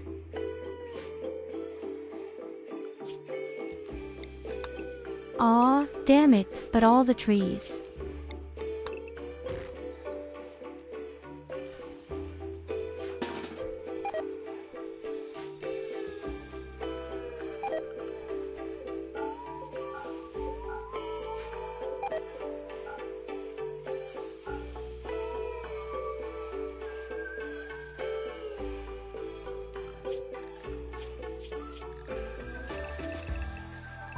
Let's try to harvest everything we can as quickly as possible.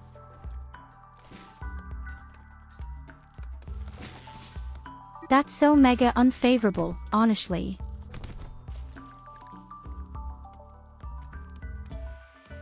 And then these crazy chimpanzees fight each other too.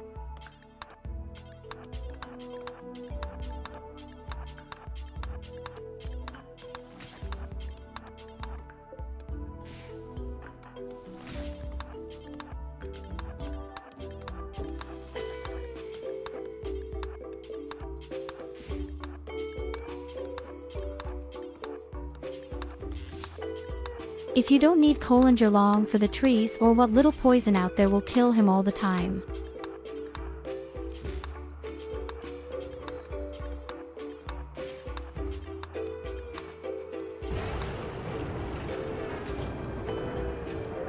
What do I do with my animal now, is the question. I don't really want to bring that inside.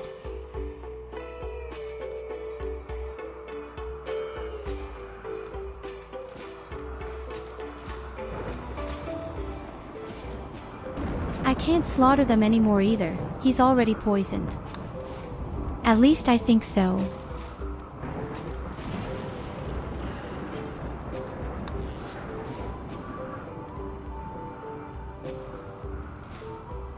Okay, it was still doable.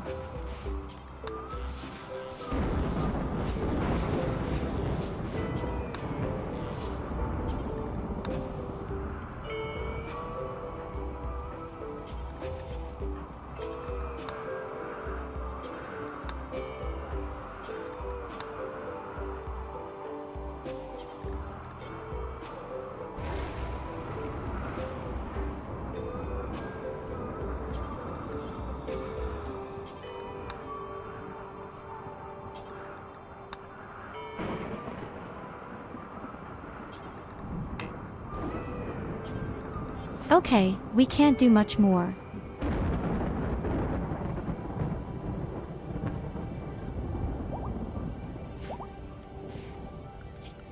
Now we can make one more.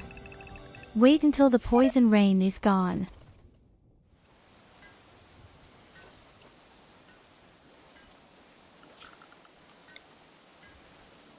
Alternatively, we can of course try to just drill around a bit and make new rooms. For example, I would prefer a real camp to the shit here.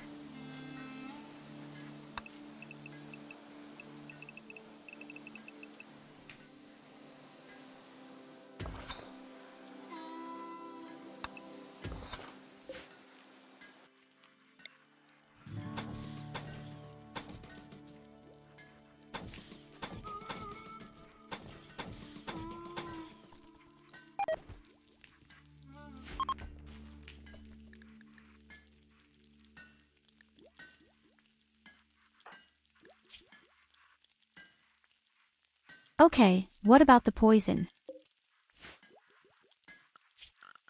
10% half as wild.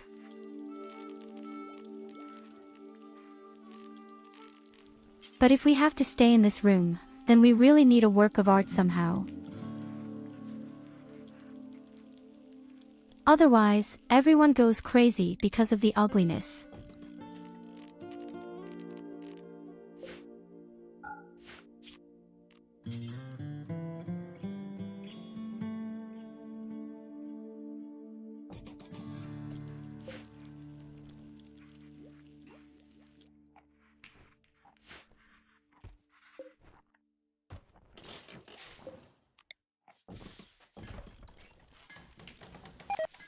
We even have 1,300 great things. In any case, you can do a little bit with that. Actually, I wanted to make the floor really pretty somewhere, right? It just has to be the work of art. It's worse than Fallout. It's much worse than Fallout.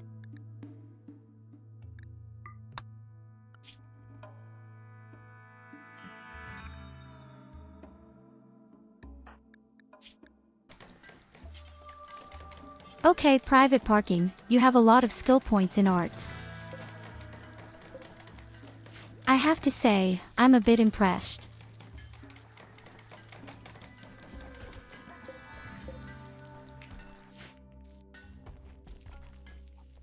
We have to play Fallout New Vegas at some point. I'm really hyped about that. But I would say that this is unfortunately the perfect end to tonight.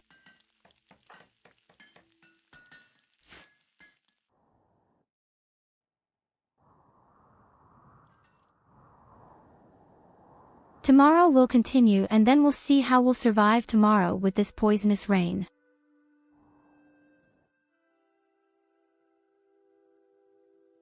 I mean, there aren't very many plants here anyway, and there aren't very many animals here.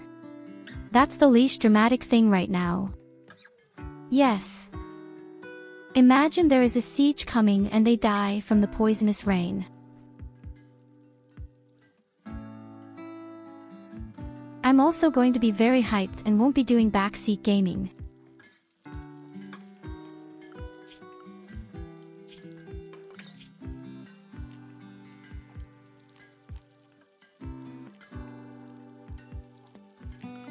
Yes, that's true. We could also grow mushrooms, but I think the special soils only exist if you are a mining master. So with your ideology.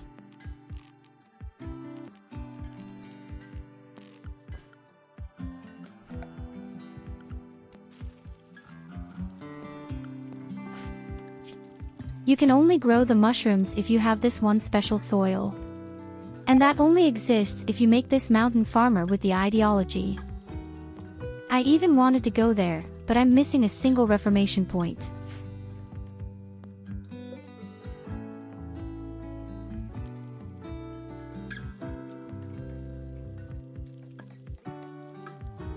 Maybe we'll party again somehow and then, if things go well, then we can reform. That would really be a good idea right now. Then we won't need to grow plants outside anymore.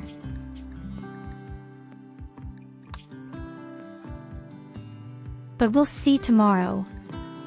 In any case, there will be a camp up here first. And next to it we can make our mushrooms.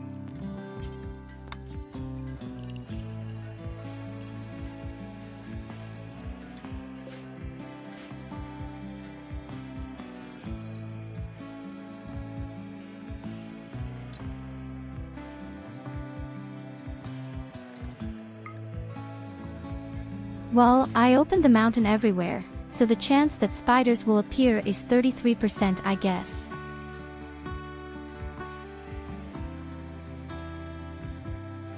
In addition, the spiders like to appear where it is warm and my shell is colder than the other caves.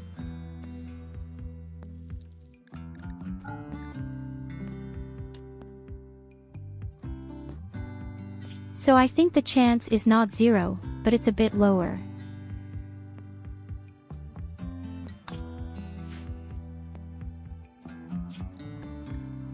It may well be that insects still appear right under our ass cheeks. We are not safe from that.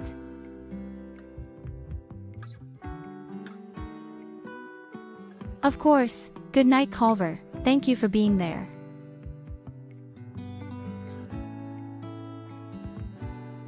Okay my dear people, tomorrow we'll go ahead and see if we can survive this poison rain.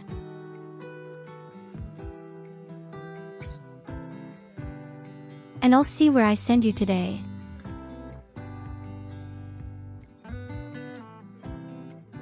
But now I somehow accidentally closed my entire browser. How could that happen?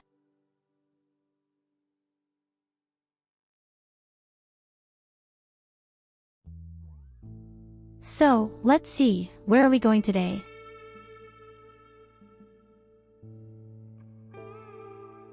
There are many friends online. In fact, where hadn't I been before?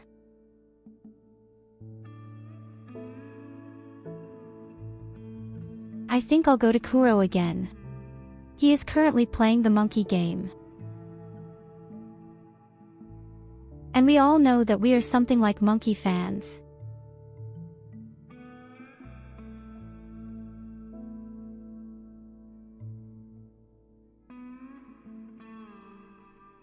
Oh, it's just so difficult to always write his name. I always say Kuro, but he has a long first name. 1 second. I'll have it in a moment. I just remember, last time I wanted to do a raid on him, but he had just been offline. So my dear friends, I wish you a nice day and a great evening. See you again tomorrow. Always remember, I love you. Until next time. Bye bye.